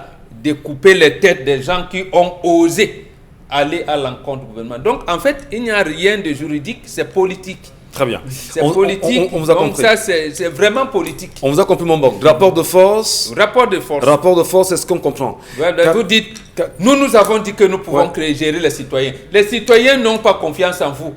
Mais comment Karine Sontia ose dire que peut nous aider à tout, alors que nous on n'a jamais dit à Sontia. Voilà un peu. On vous comprend. On sait bien que ce que Karine Sontia fait là, c'est bien, mais j'ai dit, mais ma fille, tu ne m'as jamais demandé, donc ton truc là ne va pas. Merci, mon bon. Dominique Audrey. Le Hope Eye, tout ce que vous voulez. Non, Karine Brûle d'envie justement de réagir au propos de Mbombo Mbengue. Justement, si l'enquête de la NIF elle se fait dans la discrétion, Bombok. Ça se fait toujours dans la discrétion. Est-ce que le document du MINAT devrait être rendu public? Non, vous savez, là-bas même les documents confidentiels, lorsque le chef de l'État voulait aller en Suisse, il envoie un document pour dire comment on a mis ça dans les réseaux sociaux. Et ça, on l'a condamné ici. On l'a condamné. Donc, il y a des gens... C'est le ministère de l'administration territoriale lui-même qui a publié ça sur son compte Facebook. Bon, si c'est lui-même, ça veut dire qu'il dit j'ai le gros bras. En tout cas, vous avez dit rapport de force. Dominique Audrey, est-ce que, comme le dit la nouvelle expression ce matin avec l'article, je vais dire, la sortie de Maître Joseph Ngambi, qui est d'ailleurs avocat au barreau du Québec, docteur en droit de l'Université de Paris, est-ce que l'initiative de Maurice Kamto ne fait pas peur véritablement au régime en place? Je ne vais pas répondre à votre question, monsieur. D'accord. Très bien. Ce que je vais vous dire, c'est que ce dont on est en train de parler, là, moi, ça m'énerve. J'ai fini d'avoir mal, j'ai fini de pleurer parce que les Camerounais sont en passe de mourir en masse. Parce que là, on est en train de nous perdre de temps avec des histoires qui ne servent à rien. C'est quoi ce combat? Quelle est l'opportunité de ce combat? On a interpellé plusieurs fois ici. On a interpellé ici à plusieurs reprises le service de la protection civile. Monsieur Atangandi s'est déjà exprimé une seule fois sur le Covid. Pas du tout. Pourquoi? Bon, on va dire peut-être quand même une fois, parce qu'il y a eu une rencontre avec le ministre des Transports et qu'est-ce qu'il a dit? Le ministre. Moi, je parle de la protection civile. Oui, c'était une rencontre conjointe des ministres. Et puis. C'était le. Voilà. Moi, je veux dire qu'on attend l'un des départements dont il a la charge être sur le terrain. Quelles sont les actions que le MINAT a posées par rapport à ce Covid-là? C'est quoi cette obsession pour l'argent qu'on cotise pour les Camerounais? Accorder le bénéfice. Ce n'est pas comme si c'est un argent qu'on prend pour refaire une route. C'est un argent qui va aider certaines personnes. Et ce n'est pas comme si c'était M. Kamto qui donnait l'argent. C'est l'argent de nous autres Camerounais. Je veux dire, pour ceux qui cotisent, ceux qui en ont les moyens, puisqu'on cotise pour ceux qui n'en ont pas. Cet argent pourra aider les prisonniers qui sont en passe d'avoir le corona dans les prisons. Pourquoi est-ce qu'on ralentit les actions avec cette histoire-là? Pourquoi ils n'interpellent pas toutes les motions, les gens qui sont champions pour faire les motions de soutien-là, à cotiser dans leur fonds? Lorsqu'on a même un deuil dans une famille, c'est chacun qui cotise de son côté. Est-ce qu'on donne forcément à la même personne? Moi, je n'ai plus envie de parler de ça. Parce Merci. que c'est une histoire stérile, c'est vaseux, ça ne sert à rien. On est en train de perdre du temps. On est en train de perdre du temps. Moi, j'aurais aimé qu'ils mettent la pression pour qu'on fabrique rapidement les masques. Pour qu'on ait plus d'alcool disponible dans les pharmacies. J'aurais aimé qu'ils s'expriment sur la coulée de boue qui a détruit les maisons à Boya là-bas. J'aurais aimé qu'ils parlent de ça. En tout cas, on vous dira, c'est pas son couloir. C'est son couloir, la protection civile. Non, j'ai dit entre guillemets. Monsieur Michel Gachou, J'ai dit entre guillemets. est-ce que le MINAT est la tutelle des banques? J'ai dit entre guillemets. Est-ce qu'il est la tutelle des banques? Du tout. Il n'est pas la tutelle des banques. Quelle est la raison pour laquelle depuis il fait des sorties dans ce sens? Il n'est pas la tutelle des banques. Donc on comprend qu'il y a un acharnement. Simplement, Charles même. Bon, vous a dit c'est politique.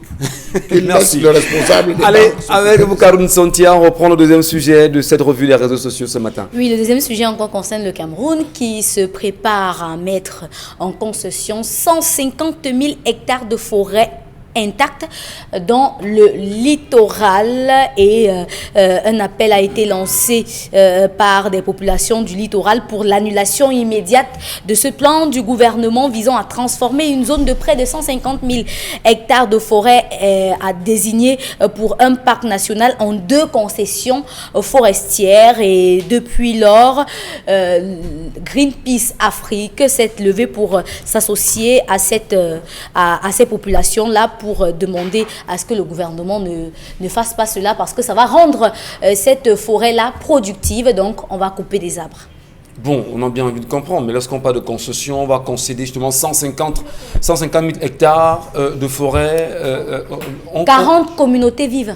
Ou 40 communautés vives. Environnantes, À oui. qui est-ce qu'on concède? Déjà, je n'ai pas lu l'article d'Investir au Cameroun. Voilà, il y a des groupes de la France, il y a des groupes français et puis je pense aussi mauritaniennes. Voilà. Très bien, donc c'est dit forcément on doit encore couper les arbres, Charles Membachou. Bien, il faut Si préciser on concède. que le document qui a été signé est un document qui date du 4 février 2020. Ouais. Et ce document concerne 64 835 hectares de forêt qu'il faudra confier sous cap à un forestier sous forme d'unité forestière aménagée. Donc c'est déjà un banditisme qui est en train d'être opéré. Ce genre d'action, lorsque ça doit être mené, devrait être associé aussi, parce que ça concerne la forêt, devrait être associé le ministre de la Recherche scientifique et de l'innovation. Je tiens à vous préciser que toute cette zone qui s'étend jusqu'à la forêt des Bords, si je ne me trompe pas, toute la zone de la forêt des Bords qui va à Yingui, prend Gambert, entre jusque dans le MAM, ça prend tout le MAM, c'est le plus grand réservoir à l'heure actuelle d'espèces animales. Ça, je peux vous le dire. Diversifié là-bas. Les plantes endémiques, quand on parle des plantes, cette forêt-là, Monsieur Michel Gachou, le Mokulungu dont on parle, le Congo, vous retrouvez ces plantes de ce côté. Pourquoi aller détruire?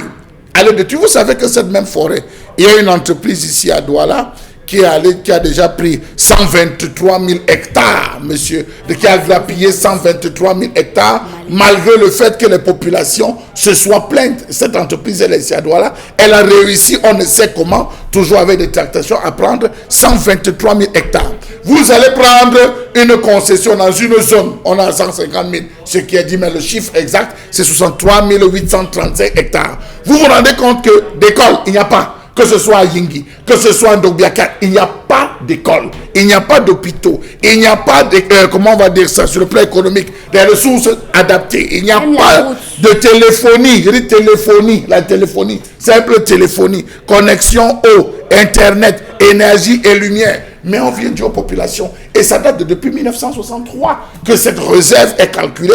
Les mêmes tentatives qui ont été faites, les populations se sont levées pour dire jamais nous allons livrer tant que nous n'avons pas les infrastructures de base. Aujourd'hui, on nous dit que 150 000 vont être transformés en parc sans avoir discuté avec les populations. Et les populations nous écoutent ici. Du canton, le chef de la communauté Banen, c'est elle qui est majoritaire de ce côté, la communauté banane.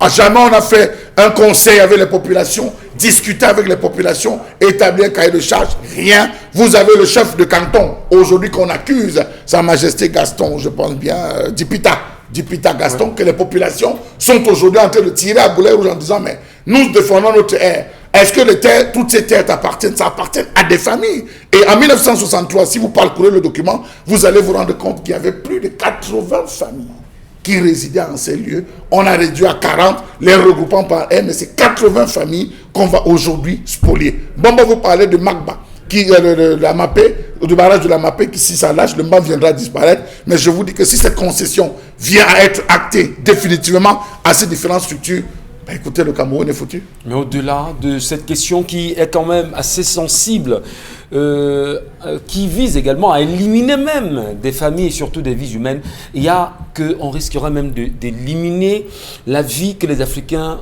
dont les Africains ont droit, avec le poumon qui est celui de l'Afrique centrale. Et quand on sait justement l'apport de la forêt, du bois, bon Bengan. Ici, ça me rappelle 2 livres.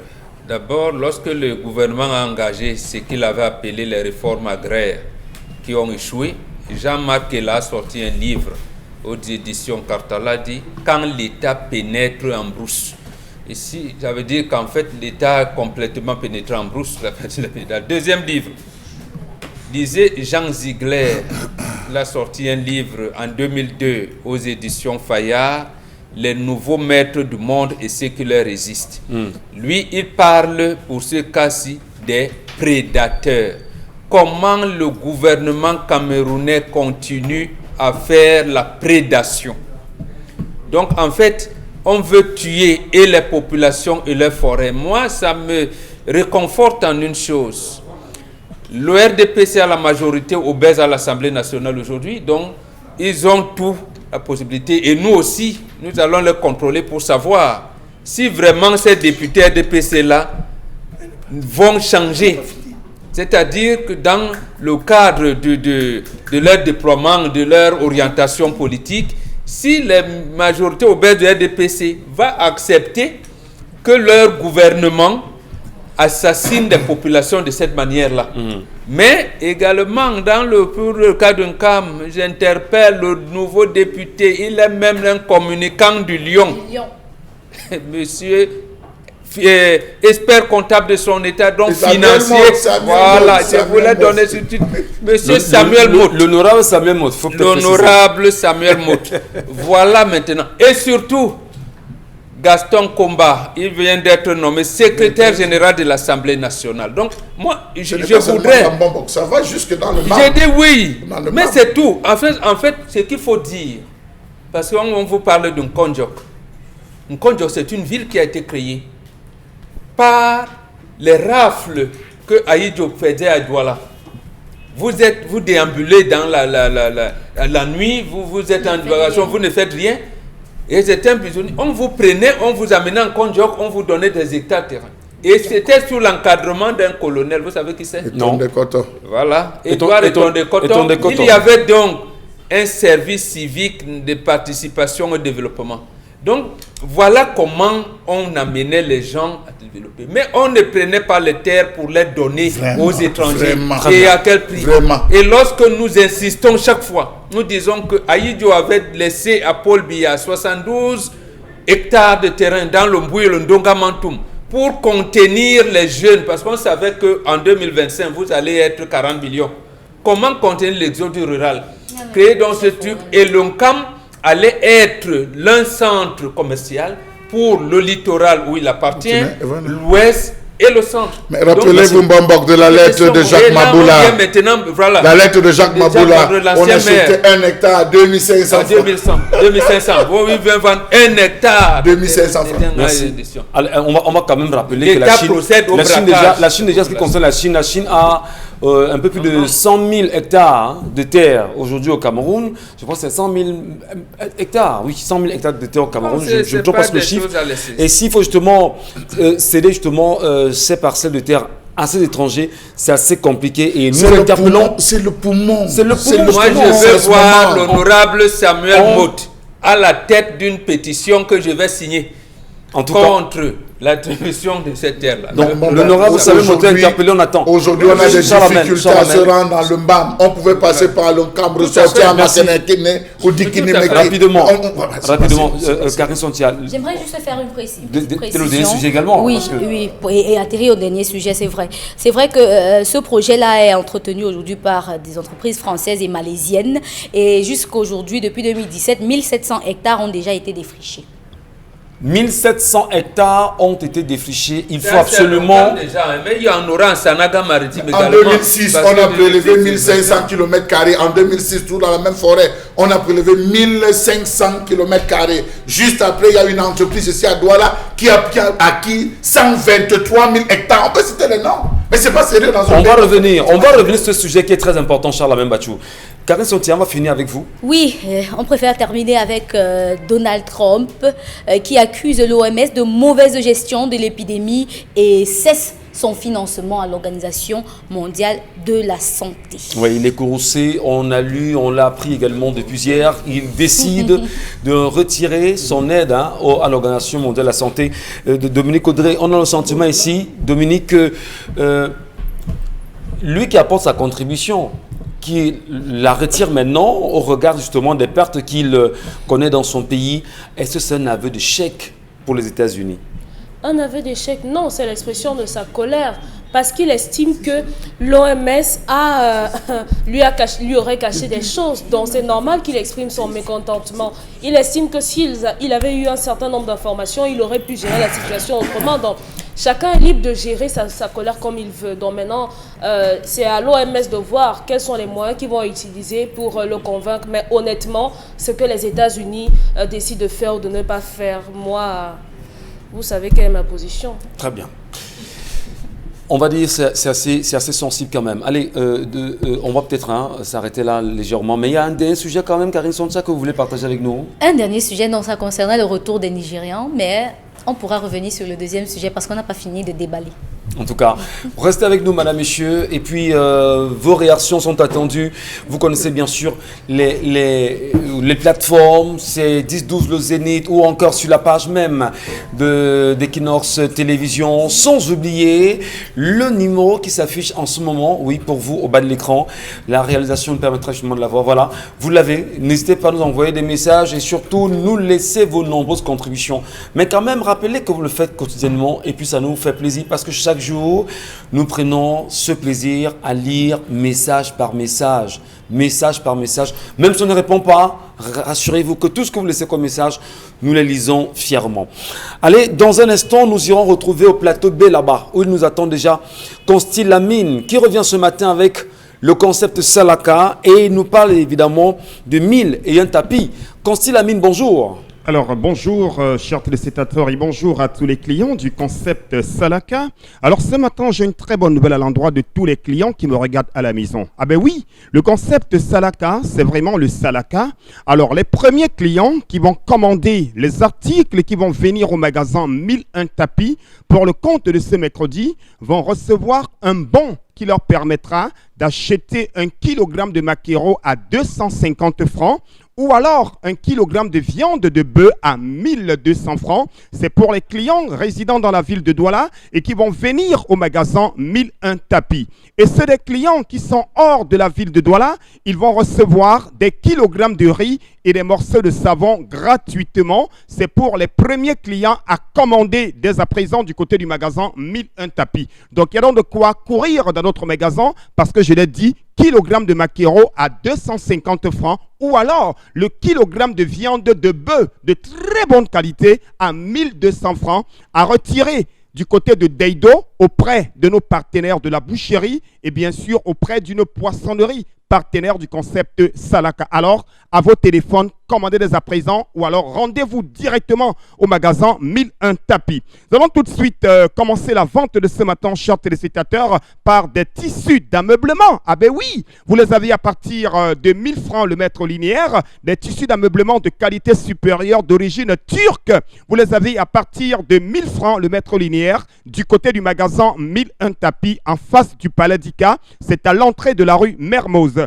Toujours dans la vente de ce matin, des robots mixeurs 2 balles. Vous les avez à 12 000 francs. Et si vous êtes parmi les premières personnes à commander ce robot mixeur 2 balles, vous allez recevoir un bon qui vous permettra d'acheter 1 kg de maquereau Oya Oya à 250 francs ou alors 1 kg de viande de bœuf à 1200 francs, à condition d'être parmi les premières personnes à commander dès à présent au magasin 1001 tapis. La suite nous conduit à une imprimante de caisse à 65 000. Je sais qu'on a besoin de facturer, je sais qu'on a besoin de contrôler sa comptabilité, je sais qu'on a besoin de contrôler bien sûr, c'est-à-dire les entrées financières dans la boutique, au prêt-à-porter, dans les supermarchés, dans les restaurants. Alors une imprimante de caisse à 65 000 avec un fer à vapeur offert gratuitement pour l'achat d'une imprimante de caisse de qualité supérieure neuve dans le carton à 65 000.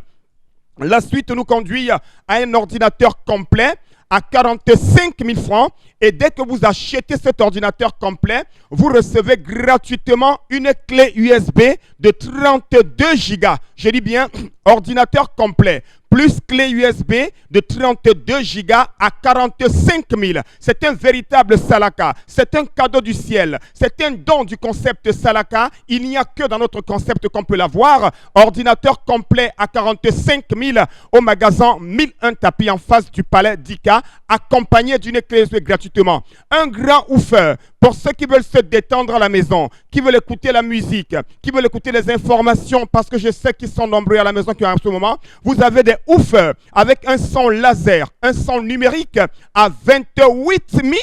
Et si vous êtes parmi les premières personnes à commander ce woofer, vous avez droit à 1 kg de viande à 1200 francs. Alors courez rapidement, bien sûr, au magasin 1001 tapis, et les clients de l'extérieur vont recevoir des kilogrammes de riz et des morceaux de savon gratuitement. À côté, bien sûr, du ouf, on a bien sûr cette clé USB qui vous sera donnée à 8 500 francs, 32 Go pour garder les documents, pour garder les informations. Clé USB 32 Go à 8 500 francs au magasin 1001 tapis en face le Palais d'Ika. La suite nous conduit, chers téléspectateurs, à un autre article. Une rallonge de qualité. Elle est neuve, elle est d'origine, elle est solide. Elle a 6 sorties. Vous l'avez à 6 000 francs. Arrêtez d'acheter n'importe quelle rallonge. La sécurité de vos appareils, la garantie de vos appareils, c'est avec des rallonges de qualité à 6 000. Commandez-les à présent et n'attendez pas la fin du stock. N'attendez pas la fin de la promotion. Nous restons toujours dans la promotion avec un laptop Core de Dio à 75 000. Pour ceux qui veulent faire les cours en ligne, pour ceux qui veulent travailler à la maison, chers parents, occupez les enfants à la maison, achetez à vos enfants des ordinateurs de qualité au magasin 1001 tapis. Bien entendu, achetez bien sûr des laptops à 75 000 francs avec une clé offerte gratuitement. On parle également de plus en plus d'un fer à vapeur à 12 000. Un grand fer à vapeur à 12 000 francs. Ça se passe au magasin 1001 tapis et nulle part ailleurs. On continue la vente, chers téléspectateurs, toujours avec des bouilloires électriques. On vous conseille de bouillir de l'eau. On vous conseille de boire le thé de temps en temps. Des bouilloires électriques à 6 500 francs au magasin 1001 tapis en inox, pratiquement de qualité supérieure. On est également toujours dans la promotion de ce matin. Le magnifique robot mixeur 2 balles à 17 000. Oh là là là là là là. Courez au magasin 1001 tapis. Kilogramme de viande à 1200. Kilogramme de maquereau à 250 francs pour les premiers clients. Vous savez que Salaka ne ment pas. Salaka dit toujours la vérité. Venez au magasin 1001 tapis, vous ne serez pas déçus. Les imprimantes de caisse à 65 000. Une imprimante de caisse avec un fer à vapeur à 65 000 francs. Ça se passe au magasin 1001 tapis et nulle part ailleurs. Les régulateurs de tension numérique à partir de 16 000 au magasin 1001 tapis en face du Palais d'Ika. Les numéros de téléphone, vous les avez, chers téléspectateurs. Courez dans notre magasin. Nous sommes à quoi? Commandez-les à présent. On parle également toujours des laptops Core i5 à 135 000. Et nous donnons en bonus une clé USB et un fer à vapeur pour l'achat de ce laptop Core i5 à 135 000. Oui, il est de qualité avec garantie. Ça se passe au concept Salaka nulle part ailleurs. Les fers à vapeur moyens à 7500 francs dans notre magasin, chers téléspectateurs. Nous sommes situés en plein cœur de Douala, en face du palais d'Ika. On est également toujours dans notre promotion des lustres pour embellir la maison, pour la décoration, pour le bien-être à la maison. Sentez-vous bien, sentez-vous à l'aise chez vous. Des lustres à partir de 40 000 au magasin 1001 tapis en face du palais d'Ika. Des robots mixeurs 2 bols à 12 000 francs. Chers téléspectateurs, achetez la qualité. Évitez d'acheter n'importe quoi. Venez au magasin 1001 tapis et achetez des laptops, des fers à vapeur, des imprimantes de caisse. Et bien entendu, tout ce qu'il y a de bien, c'est chez nous. Vous êtes à Garoua, à Yaoundé, en Gueule-Mandouka. Commandez là.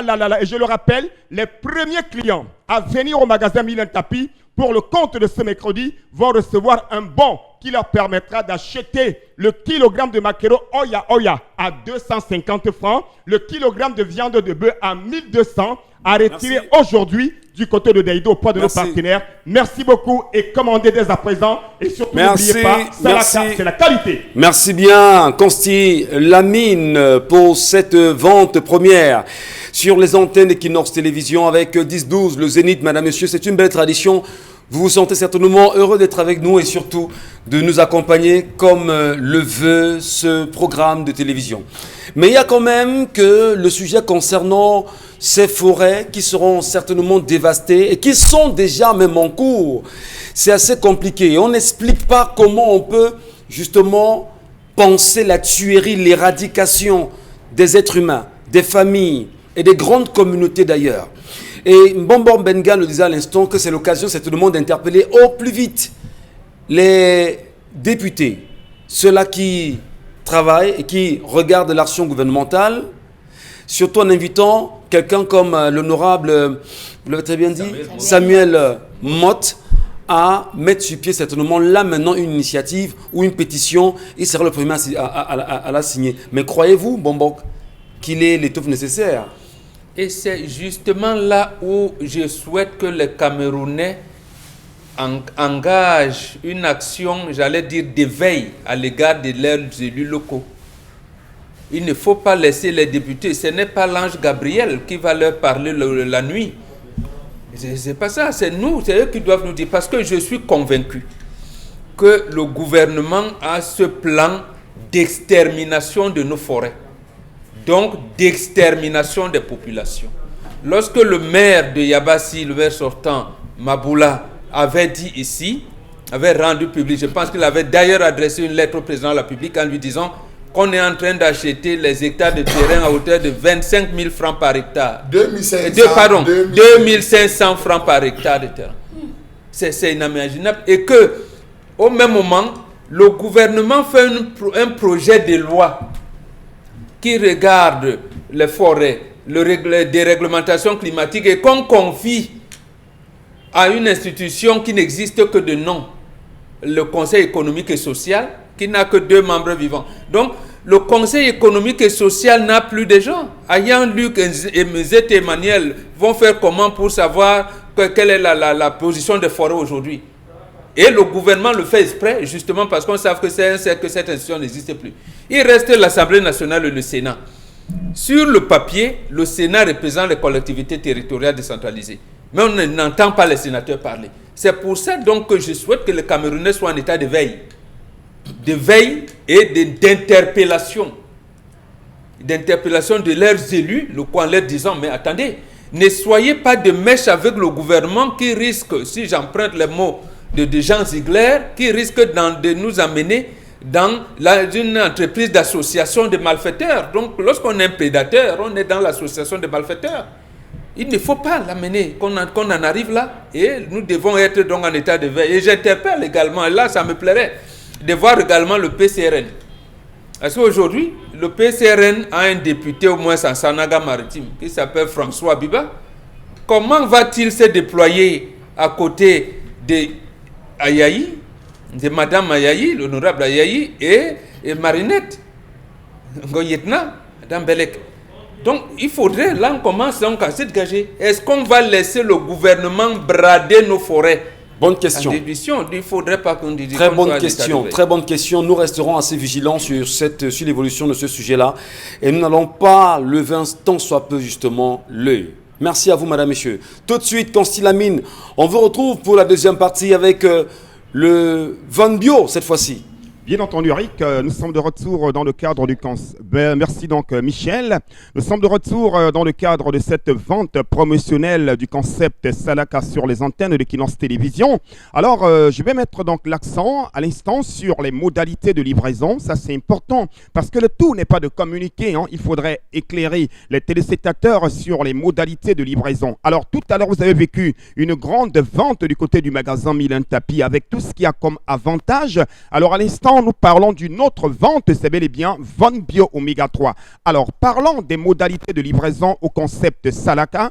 Alors, c'est des clients qui sont à Yaoundé. Oui, vous êtes à Yaoundé, vous me regardez, on sait ils sont tellement nombreux qui font des achats au concept Salaka et qui résident à Yaoundé et dans ses environs. Alors, vous êtes intéressé par un article au concept Salaka, vous passez la commande, vous nous communiquez votre numéro de téléphone et nous, en retour, on vous donnera le numéro de téléphone du représentant du concept Salaka du côté de Yaoundé en la personne de M. Imeni Anthony. Et il se chargera de vous appeler et vous allez venir récupérer votre commande directement auprès de M. Imeli Anthony, que ce soit du côté de l'agence United Express ou alors du côté du carrefour Mimboman. Voilà donc pour ce qui est des modalités de livraison pour les clients de Yaoundé. Et ceux des clients des autres villes vont tout simplement appeler directement le concept Salaka. Nous leur donnerons les modalités de livraison. Ils recevront leurs commandes et les cadeaux qui accompagnent. Et n'oubliez pas votre pommade contre les hémorroïdes. Oui, cette pommade contre les hémorroïdes, elle permet d'éradiquer totalement les hémorroïdes. Vous en souffrez, vous connaissez quelqu'un qui en souffre, appelez le concept Salaka pour avoir toutes les informations liées à la pommade contre les hémorroïdes. On a également le Van Bio Oméga 3 que je vous présente encore une fois de plus, qui coûte toujours la somme de 5 500 francs pour une boîte de 30 gélules. Il y a également Van Bio Lotion, le lait de toilette pour diabétiques, qui est toujours en promotion au concept Salaka à 6 000 francs. Merci beaucoup et rendez-vous au magasin 1001 Tapis en face du palais d'Ikawa. Alors passez vos commandes à travers nos numéros de téléphone, que ce soit par appel ou par SMS. On vous a très bien suivi là-bas, plateau B, avec nous. Constilamine, et au plaisir de vous retrouver prochainement. Mais dire également à Charles Amel Mbattu ici présent, ce sera le même plaisir de vous avoir demain, dans l'espoir que la colère ne vous conduise pas dans une espèce d'hypertension artérielle. Nous ne souhaitons pas. Merci beaucoup. On le veut vraiment. Bobo Bengal, merci à vous. Karine Sontia et Dominique Audrey. Je vous rappelle, madame, messieurs, que vous devriez aller vous arracher la nouvelle expression de ce jour, en guise d'hommage à notre sœur, notre amie, Florazé, qui est partie, dont il va falloir garder ceci comme une belle, du moins un document important à garder comme archive. Florazé, tout y est. Merci à vous, madame, messieurs. Merci à Wapi Emmanuel, Carlos Minuet, Eric Watat. À demain.